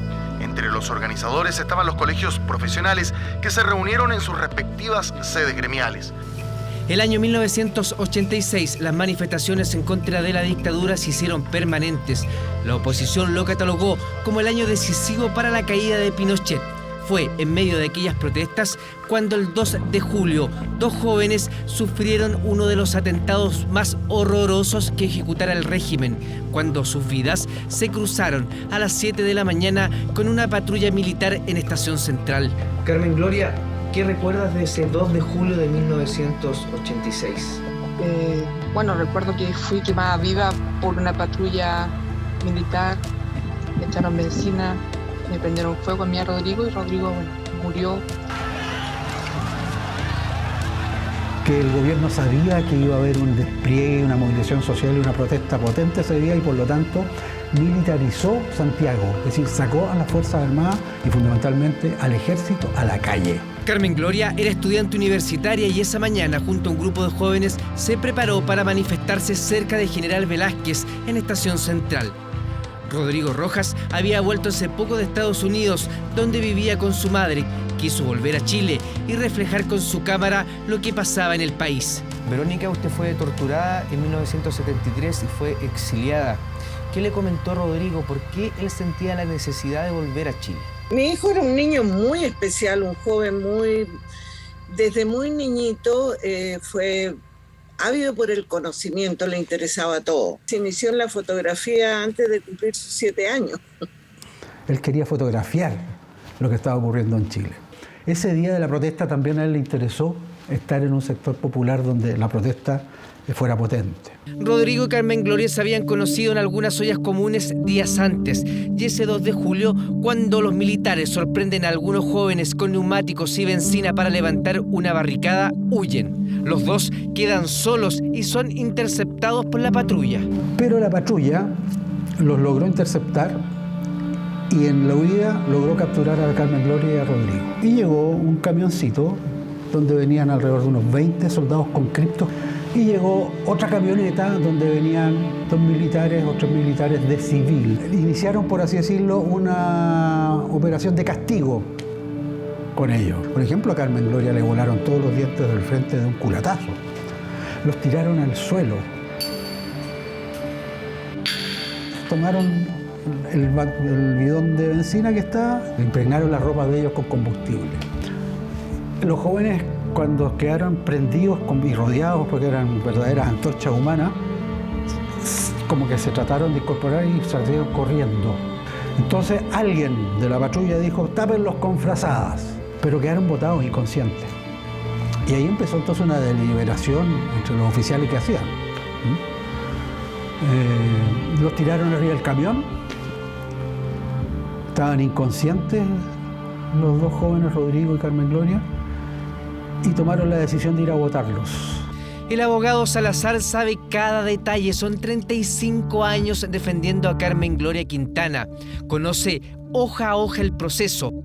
A los dos jóvenes agonizantes los dejan tirados en Quilicura. Ellos sacan fuerzas y logran caminar unos metros. Y los dos jóvenes recobraron el conocimiento estando botados ahí, quemados, heridos.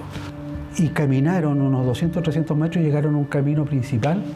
Y ahí estaba llevándose a cabo una construcción de una casa o algo, y los maestros los vieron y les trataron de brindar ayuda. Verónica de Negri, madre de Rodrigo Rojas, llega a Chile desde el exilio, pero para acompañar a su hijo quemado vivo por una patrulla militar. Pero yo tomé en cuanto supe, que fue como a las 4 de la tarde, yo tomé la determinación que nadie me iba a detener y que yo iba a estar con mi hijo. Esto ya me duele eso, yo creo que van a pasar muchos años y siempre me va a doler y emocionar cuando pienso en que seres humanos pueden hacer esto a otros seres humanos. Eso aún me duele. Rodrigo lo separaron de partida cuando entró a la posta central, le colapsaron un pulmón. Nunca me quisieron dar el nombre del médico. O sea, la impotencia no haber podido hacer nada. Yo creo que cualquiera sabe. Luego de eso lo dejaron que se quemaran entero. La niña lo único que pedía era que muriera. Mátenme, mátenme, decía, porque no aguantaba los dolores. Por favor, te lo suplico de rodillas, dame justicia para mi hija. ¿Hasta cuándo nuestros jóvenes van a ser destruidos? ¿Hasta cuándo la justicia se va a quedar callada? Carmen Gloria tiene el 62% de su cuerpo quemado. Es trasladada desde la posta central al Hospital del Trabajador. Rodrigo fallece 4 días después de haber sido quemado.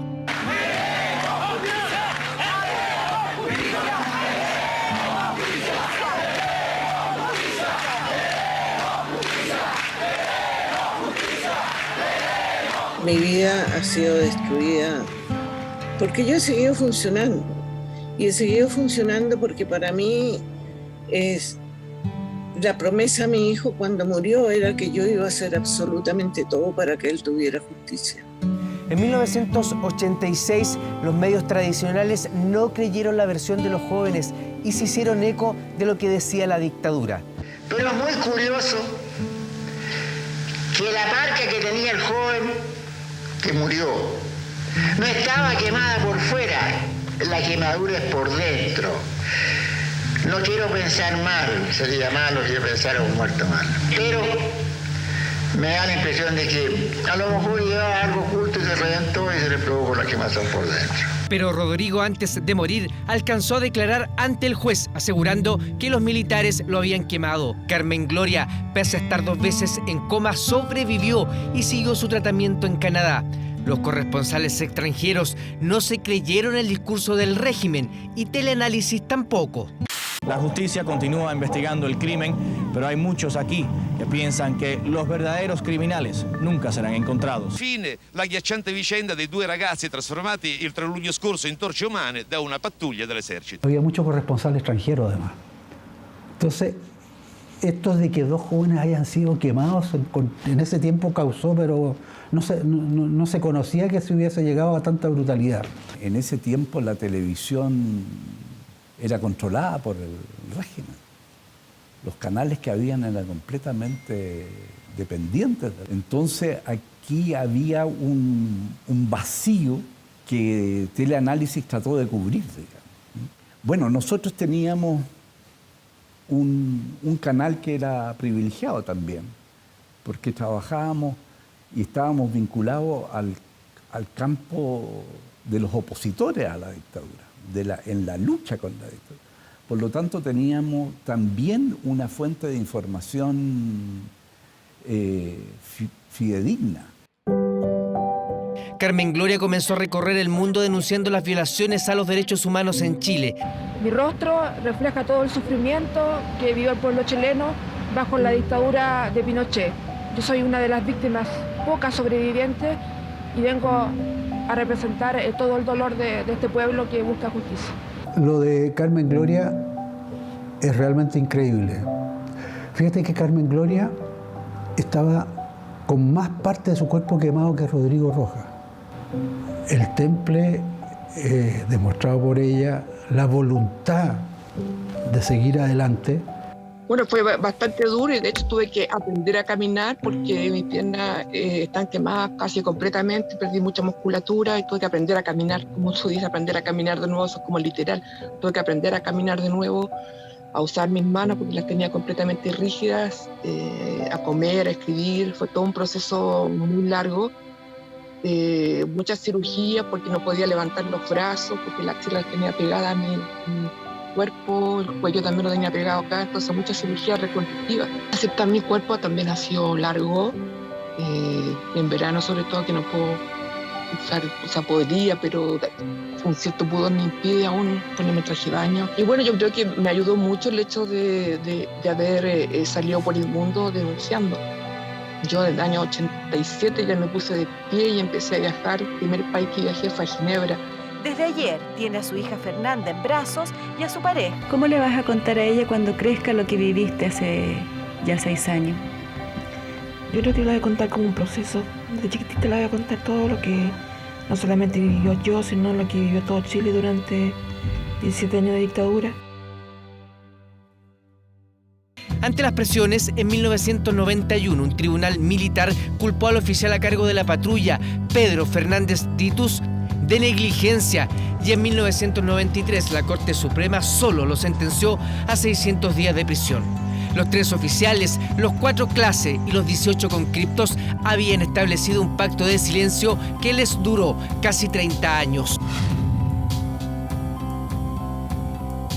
Primero un pacto de silencio, hasta el 95 no estuvieron obligados, a mí me pagaron los milicos, pero tenía que quedarme callado. Una reconstitución de escena de haberle dicho a la Carmen Gloria ahí, Carmen, este weón te quemó y este weón no prestó ayuda. Eso tenía que decirle yo a la Carmen. Los otros 16 soldados conscriptos y no hay ni un weón que quiere declarar y decir la verdad, porque ellos también vieron lo que la mayoría vio lo que yo vi. ¿Y qué les diría a ellos? Que son unos maricones nomás. Pónganse los pantalones y digan la weá como hay, nada más. Nelson Medina, Jorge Astorga, Luis Zúñiga, Francisco Vázquez, Sergio Hernández, Iván Figueroa y Julio Castañer enfrentan nuevamente la justicia. Ya no será la militar, sino que esta vez ante el ministro Mario Carroza. Nosotros pues supimos que esa mañana, antes que las tropas fueran desplegadas, todas fueron arengadas, todas fueron a la guerra, a salvar a Chile desde el punto de vista de la arenga, que internamente se les dio como consigna para salir a la calle a reprimir. Pero es Julio Castañer González el que aparece sindicado como quien le habría prendido fuego a los jóvenes. Luego del pacto de silencio entre Castañer y el resto de los exmilitares, el presunto responsable del ataque continuó en la institución. Se desempeñó como mayor en la comuna de Paredones, viajó a Italia a estudiar relaciones internacionales. Todos los militares que participaron, que fueron 30, tuvieron que aprenderse una versión mentirosa de memoria. Los testigos claves fueron detenidos, amenazados de muerte. Fueron detenidos militares y ahora están en libertad esperando proceso, pero ha sido muy largo. Llevamos más de 35 años yo esperando justicia, aún no ha habido. Pedro Castañer González, que fue el que nos encendió fuego finalmente y siguió militando los partidos de extrema derecha y de hecho con total impunidad. En 2019 el juez Carroza sentenció a Julio Castañer, Iván Figueroa y Nelson Medina a 10 años y un día de presidio en calidad de autores y al resto a 3 años en calidad de cómplices. Hoy el caso está a la espera de los alegatos en la Corte de Santiago para que la causa se vea en segunda instancia. Mientras tanto, todos están libres. ¿Qué te dio fuerza para seguir luchando por justicia y cómo pudiste formar tu familia? Bueno, a mí me gustaría que hubiera justicia. Se tentó de manera tan cruel contra 2 seres humanos y uno muerto a sus 19 años, en plena juventud. Y nada más que sufre mucho por la muerte de su hijo. Estoy feliz con mi familia, mis niñas, son 3 niñas, pero siempre tengo ese dolor que arrastro. ¿Qué le parece a usted que tras 35 años y luego de uno de los crímenes más horrorosos de la dictadura, quienes lo cometieron estén en libertad? La Corte de Apelaciones no actúa, por lo tanto, todos estos criminales están libres. Esto fue un crimen tan horrendo y lo sigue siendo hasta el día de hoy porque sigue impune. Ahora, tratándose de delitos de lesa humanidad, como el caso de Carmen Gloria y Rodrigo Rojas, no prescriben. El juez Mario Carroza condenó a 11 miembros del ejército por homicidio calificado en el caso de Rodrigo y en grado de frustrado en el caso de Carmen Gloria. Sin embargo, e increíblemente 35 años después de uno de los atentados más horrorosos provocados en dictadura, ninguno de los uniformados está efectivamente en la cárcel. Tu voz seguirá viviendo.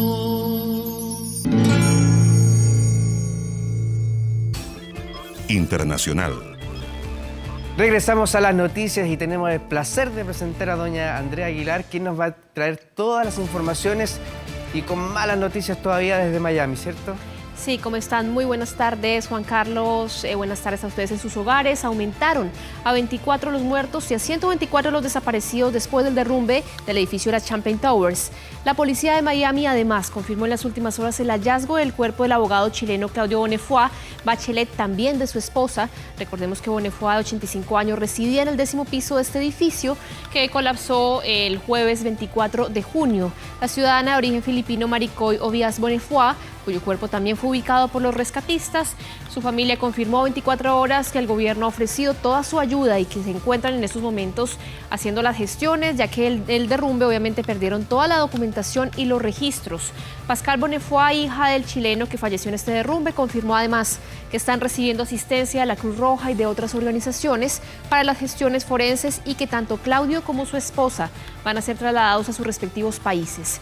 En las últimas horas también, Juan Carlos, se ha conocido la historia de Enrique Arango. Es un bombero que sacó de los escombros el cuerpo de su pequeña hija argentina de 7 años, como lo confirmó la alcaldesa de Miami, Daniela Levin. Repasemos parte de estas declaraciones. Trágicamente, una de esas víctimas era la hija de 7 años de un bombero de la ciudad de Miami, y no hace falta decir que cada noche desde ese último miércoles ha sido inmensamente difícil para todos, y en particular para las familias que se han visto afectadas.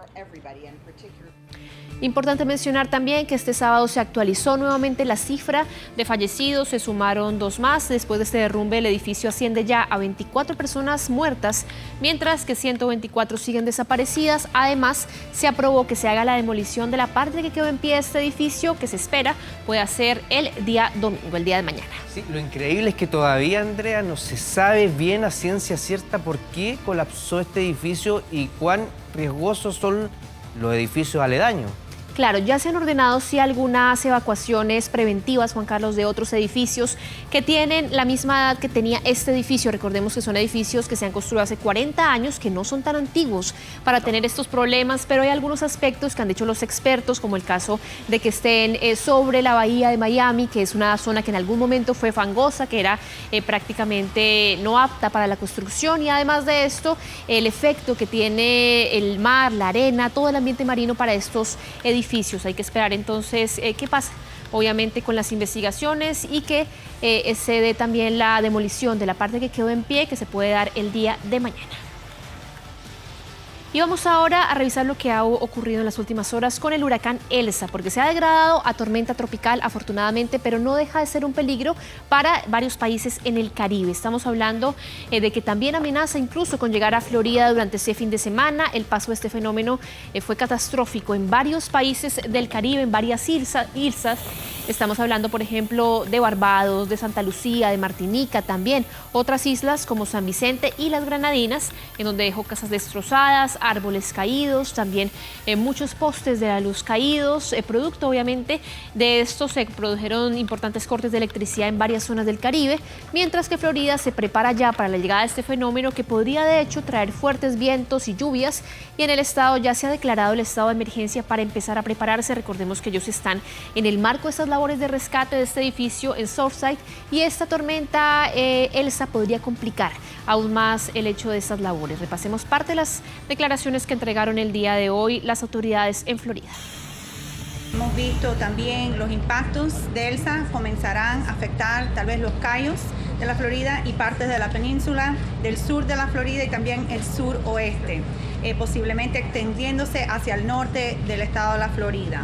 Estamos preparados para el riesgo de tornados, obviamente lluvias torrenciales y tal vez inundaciones. Mencionar también que el huracán Elsa alcanzó a tener incluso ráfagas de viento de 138 kilómetros por hora, actualmente son cerca de 70 kilómetros por hora, y aunque ya se degradó a tormenta tropical, también sigue amenazando con fuertes lluvias a otros países como Jamaica, Cuba y también a la zona de Puerto Rico.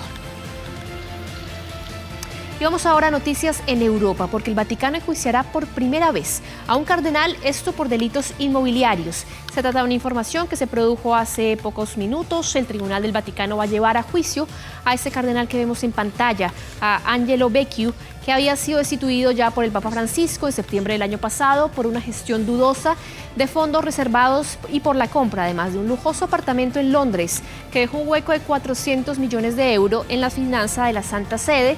Este cardenal Becciu afirmó además que es víctima de una maquinación en su contra y que él solamente quería conocer los cargos rápidamente para poder defender su inocencia. Resaltar sí que es la primera vez que la justicia del Vaticano sienta en el banquillo de los acusados a un miembro del colegio cardenalicio. Sin embargo, en este caso, por este delito inmobiliario, también serán procesadas otras 9 personas. Y revisemos a esta hora noticias de Asia. Impactantes imágenes dejó un deslizamiento de tierra en Japón. Hay al menos 2 muertos confirmados y además de esto 20 personas desaparecidas. Lluvias torrenciales que provocaron esta avalancha en la ciudad de Atami, ubicada al suroeste de Tokio. El deslizamiento de tierra ocurrió este sábado a las 10:30 hora local.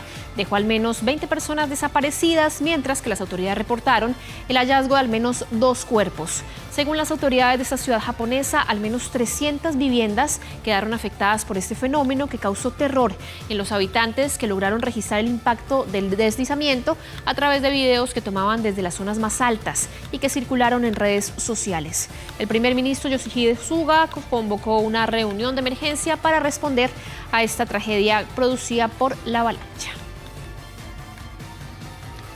Y vamos ahora a revisar otra imagen impactante, ahora en México, porque un incendio se produjo en el ducto marino de Pemex. Esto ocurrió justamente en el Golfo de este país y la explosión sucedió de una válvula del complejo Kumalov-Zap, que es un yacimiento localizado en la sonda de la bahía de Campeche, 105 kilómetros de la ciudad del Carmen, y una fuga submarina de petróleo que dejó además esa impactante imagen que vemos en pantalla, que se produce este incendio presuntamente por hidrocarburo derramado de una válvula de control. El incendio logró controlarse con ayuda de embarcaciones contra incendios y luego de 5 horas y media de trabajo, aunque todavía se desconocen los detalles realmente que produjeron este siniestro y la cantidad de petróleo que se derramó en el mar. Sin embargo, el gobierno de Andrés Manuel López Obrador anunció la investigación pertinente para poder esclarecer qué fue lo que sucedió con esta fuga de gas submarina. Y seguimos en noticias de América Latina, nos vamos ahora para Venezuela, porque el presidente de este país, Juan Carlos, sigue insistiendo con que hay algún tipo de complot entre Colombia y Estados Unidos para asesinarlo. Es un argumento que él ha dicho desde que prácticamente llegó al gobierno. Esta vez asegura que el jefe del Comando Sur, Craig Fowler, y que el director de la CIA, William Burns, estarían teniendo un plan en marcha para matarlo y que habrían orquestado esto durante la reciente visita que tuvieron ambos funcionarios a Colombia y también a Brasil. Además, han dicho que esto es prácticamente una provocación, la visita de estos funcionarios del Pentágono y de la CIA. Se trata nuevamente de una denuncia que se presenta sin pruebas y obviamente que habla de un intento de magnicidio entre Estados Unidos y Colombia para sacarlo del poder. Repasemos parte de sus declaraciones. Nuestras fuentes en Colombia nos aseguran, y son fuentes confiables que siempre nos han dicho la verdad, que han venido a preparar un plan para atentar contra mi vida y contra la vida de importantes líderes políticos y militares de Venezuela. A eso vino Craig Fowler y el director de la CIA Colombia, y para eso visitaron Brasil también. Juan González, que es el asesor especial del gobierno de Joe Biden para América Latina, rechazó ya en las últimas horas las acusaciones. Afirmó que el único plan que tiene Estados Unidos para Venezuela es apoyar las negociaciones para unas elecciones justas y libres en este país. Sí, pero está convulsionada la región, porque acuérdate que hace un par de semanas también hubo un atentado bien raro en contra del presidente de Colombia, que todos dijeron que era muy complejo por el tipo de armamento, porque, no sé, sonaba o olía un poquititito a suerte de montaje. Es decir, la zona, el sector ahí, Andrea, pareciera que está convulso, ¿no? Claro, y recordemos además, Juan Carlos, que hay un tema en Colombia que se viene de las protestas que se han gestado durante 2 meses prácticamente, y en medio de ese ambiente muy convulso se da ese atentado al helicóptero que transportaba justamente cerca de la frontera con Venezuela al presidente Iván Duque, algo que también se está esclareciendo en Colombia y que, como tú lo mencionabas, tiene algún tufillo de montaje sabotaje, al menos han dicho algunas autoridades. Sin embargo, es algo que está en estos momentos en investigación.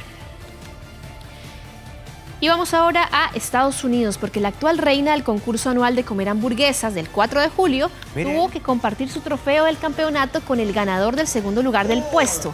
Se trata de Molly, que es una madre de 4 hijos de California y logró comerse 34 hamburguesas en 10 minutos. No, tanto. Muchas.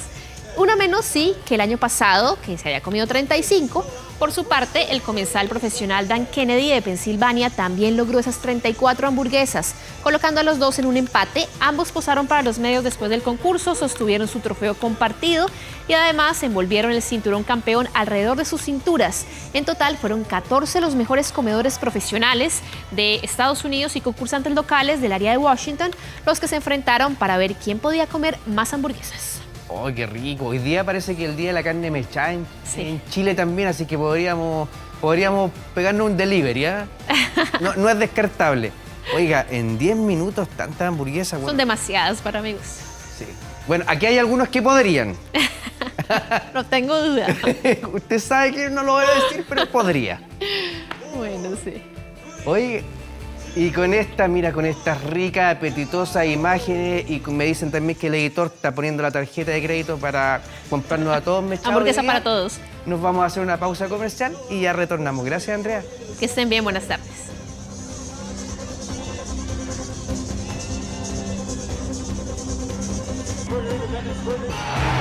Deportes. Ya, pues nos acompaña don Felipe Ibáñez porque tenemos que hablar de lo que pasó, Felipe, ayer. Yo quedé con un gusto, una sensación tan rara, yo creo que no solo yo, sino que todos los chilenos. Gracias por acompañarnos. Sí, así es, Juan Carlos. Bueno, como que quedó la sensación de que nos farreamos la oportunidad de eliminar a Brasil allá en su país, jugando con uno más durante todo un tiempo a partir del minuto 49. Pasemos a revisar las imágenes de lo que fue la eliminación de Chile en esta Copa América. Partido jugado en el Estadio Olímpico Nilton Santos en Río de Janeiro, en un partido que vamos a recordar de seguro. Sí, no, me dolió menos que el del palo de Pinilla, lo voy a decir. No, es que un mundial es un mundial. Y además fue con penales. Claro, no, distinto. Pero bueno, ahí veíamos la primera llegada del encuentro, el pase de Neymar y Roberto Firmino, que cerca estuvo a anotar ahí iniciando el primer tiempo. Luego esta de Eduardo Vargas, que como podemos ver en la imagen, solo arreglándoselas arriba para poder crear peligro. Enganchó hacia adentro, hacia afuera, remate y Ederson la envía al córner, Juan Carlos. Meritorio lo que hizo Alexis de tratar de jugar ese primer... Él estaba visiblemente lesionado, o sea, él no estaba para jugar ayer y yo creo que la gente tiene que valorarle eso a Alexis Sánchez, que él entró por el amor, por el cariño que le tiene a la selección, pero no estaba Felipe, ¿no? No estaba definitivamente, y por algo fue reemplazado al entretiempo. Ahí el cruce de Sierra Alta casi convierte Brasil, luego nuevamente tuvo chance Brasil con ese remate de Gabriel Jesús, buena acción de Claudio Bravo. Claro, por ejemplo, podría haber jugado los últimos 20 minutos, pero si ya Brasil te lleva a 2-0, bueno, son todas ecuaciones que uno va a hacer. Claro, que no sabemos en qué podría haber terminado. Pero bueno, fue un partido bastante parejo. En el primer tiempo acá vemos el 1-0 de Brasil, el pase de Neymar, la desvía Sebastián Vegas y le queda al jugador del Lyon, Lucas Paquetá, anotando el 1-0, ahí iniciado el primer tiempo. Pero mira cómo gana la posesión, cómo le mete el cuerpo, lo saca Gary Medel, sí. Y con potencia. Sí, estos gallos son todos titulares, juegan todos en la primera liga. Se notaba el peso específico que tiene Brasil ahí en ofensiva, a diferencia de lo de Chile, que solo convirtió 3 goles en 5 partidos de esta Copa América. El error fue no haberle ganado a Paraguay, no haberle ganado a Uruguay. También ahí veíamos la roja y cárcel para Gabriel Jesús en el minuto 49. Y ahí ya uno pensaba que podía ser distinto el partido, pero Brasil lo manejó con mucho oficio, apostando mucho al roce, a parar el encuentro y también siempre ahí atento a los contragolpes, porque la defensa chilena estaba muy adelantada. Sí, es que este Brasil es pragmático, este Brasil pega chuletas, se tira al suelo, hace tiempo. Claro, sí, no. demostraron oficio y por algo son una de las mejores selecciones del mundo, pero queda esa sensación de que se pudo haber hecho algo más jugando con un jugador más, ¿cierto?, durante todo el segundo tiempo. Ahí sobre el final, el remate de Jan Meneses que envía a Ederson al córner y luego el tiro de Carlos Palacios, que no tuvo un buen ingreso, lamentablemente, la joya. Revisemos declaraciones de Claudio Bravo post partido. De demostrar que somos una selección que quiere hacer las cosas bien, una selección que no se da nunca por vencida, una selección que siempre intenta tratar de complicarle la vida al rival. Y creo que esta Copa nos sirve de mucho en cuanto a aprendizaje, a tratar de seguir mejorando, de que la gente también siga complementándose de la mejor manera posible. Pero en línea general creo que el balance es positivo. Creo que también nosotros a lo mejor nos quedamos con la sensación de que podíamos un poco más. Pero el fútbol tiene este tipo de cosas, es un deporte en el cual no siempre se puede ganar. Es difícil criticar a esta generación. Yo no sé, yo quedé conforme, siento que hicieron lo que pudieron. El equipo es muy corto, tiene pocas alternativas, no tiene gol, en fin, o sea... Sí, siempre que uno juega contra Brasil, y más allá en Brasil, parte en desventaja y se preveía que Chile podía quedar eliminado. Lo importante era dar la sensación de ser competitivos ante una de las mejores selecciones del mundo para enfocarnos en el real objetivo que tiene la selección, que es ir al Mundial de Qatar en unas clasificatorias en las que ya enredamos puntos de local contra Bolivia y contra Venezuela, que fueron, ¿cierto?, el sustento que tuvo Chile para ir, por ejemplo, al Mundial de Brasil 2014, al de Sudáfrica 2010. Ahí se sacó 6 de 6 contra ambas selecciones. Entonces vamos a tener que ir a sacar puntos contra Colombia en la próxima doble fecha. Bueno, de hecho jugamos contra Brasil acá en Santiago y luego contra Colombia. Falta que se oficialice una fecha triple de parte de Conmebol para recuperar la fecha de marzo que se pospuso por la pandemia, y ahí jugaríamos entre medio de esos dos partidos contra Ecuador en la altura de Quito. Entonces, producto de perder puntos contra Bolivia y contra Venezuela, vamos a tener que ir a jugar a sacar puntos a territorios que son sumamente hostiles para poder encaminarnos nuevamente en esta lucha por ir al Mundial, Juan Carlos. Ya vamos a hablar más ratito de Neymar, pero hablemos del VAR y del gol anulado, porque quedó una sensación también media extraña. Claro, pasemos a revisar lo que fue el audio del VAR, ¿cierto?, de Conmebol en esta jugada en el minuto 62. El centro de Charles Aranguis, la baja Pulgar y luego... Escuchemos, a ver. A ver, escuchemos. Espera, Diego, usted ahora pone por dos. Sí. Sigue. Toqué el para silbato mirar después, punto. claramente. Y Sí. no reanudes. Uno más. No reanudes, Pato, Estamos chequeando. Atrás, va. Silvio fuera de juego. Delay. Fuera de juego. Delay dijo. Cobraron fuera de juego. Dale, No reanudes, estamos chequeando. No reanudes.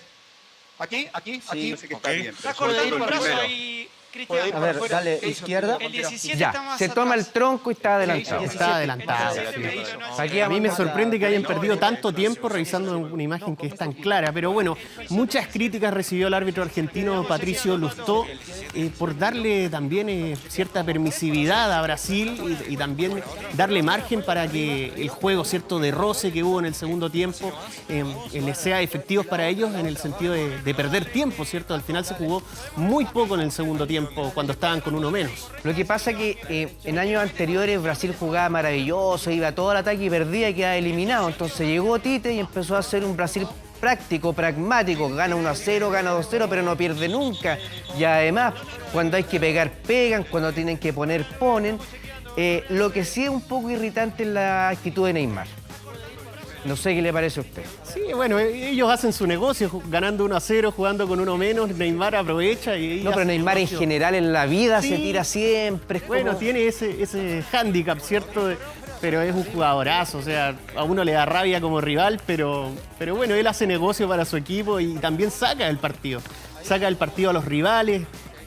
Una actitud de pronto cuestionable, pero él hizo su negocio y finalmente, gracias a él también, se perdió mucho tiempo en el segundo tiempo. No, lo que es impresionante es cuando él corre con la pelota pegada al zapato, yo diría que casi imparable. No, es un jugadorazo, de los mejores jugadores de la época, no cabe duda.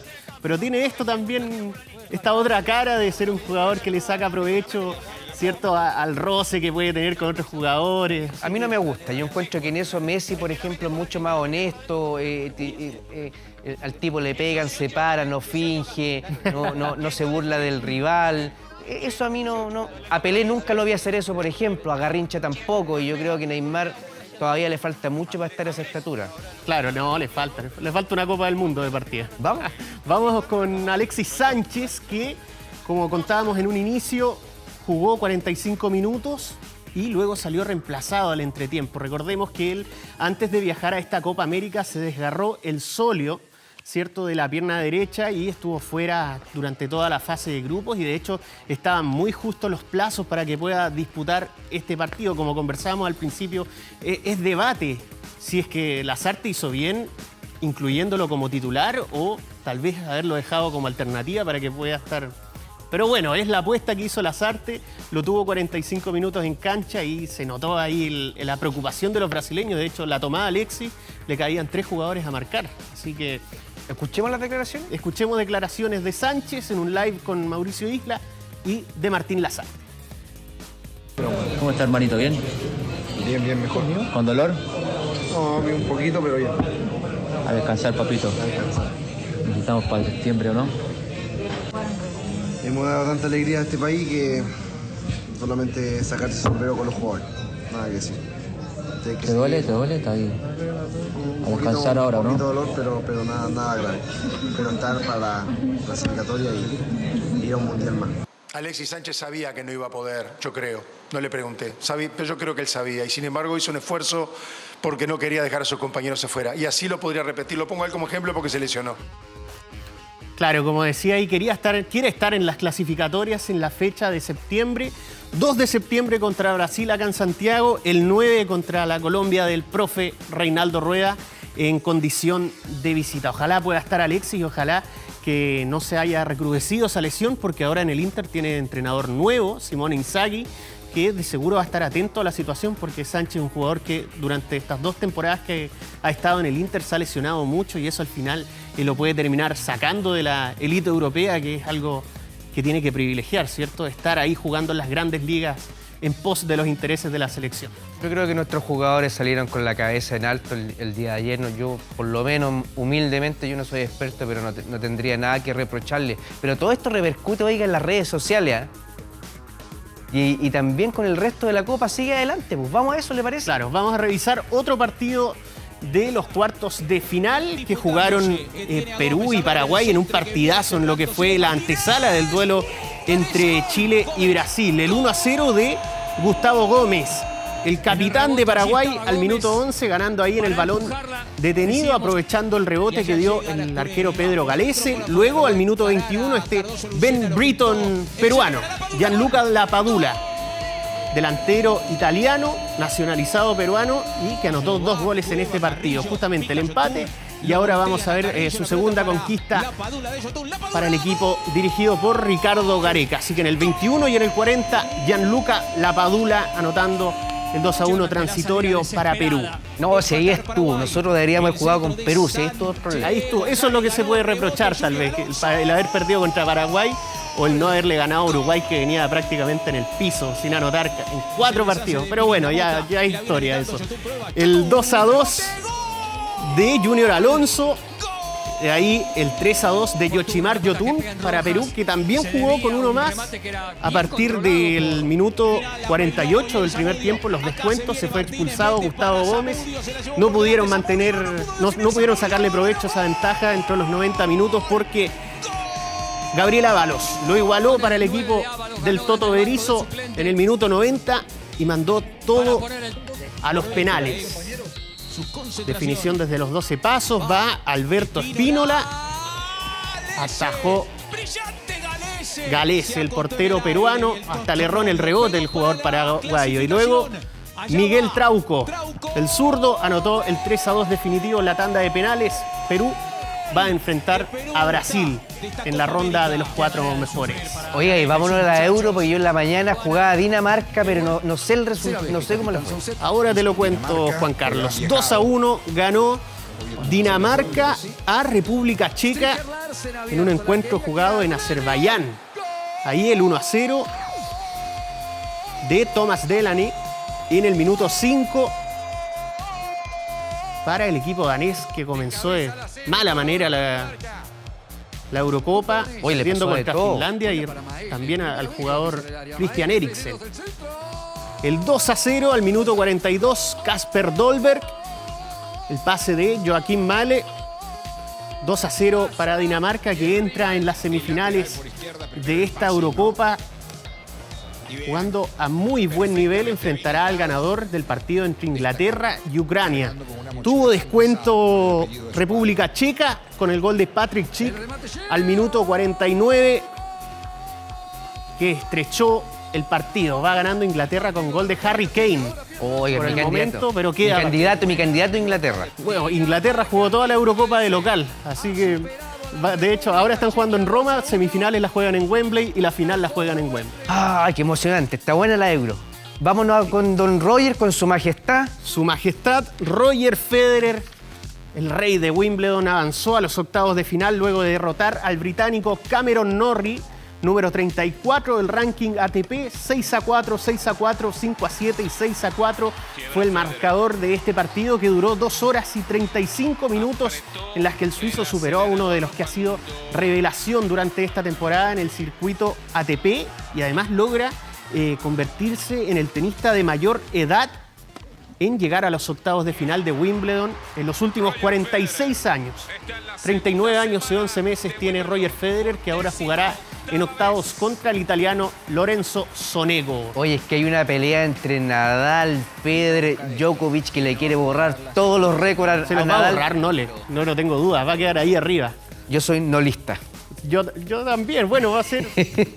Tiene el tiempo a favor también, porque es más joven que Nadal y que Federer, así que ya, va a quedar ahí. Don Felipe, muchísimas gracias por habernos acompañado, por todas las informaciones del deporte, y nosotros, cuando son las 3 de la tarde con 12 minutos, hacemos una pausa.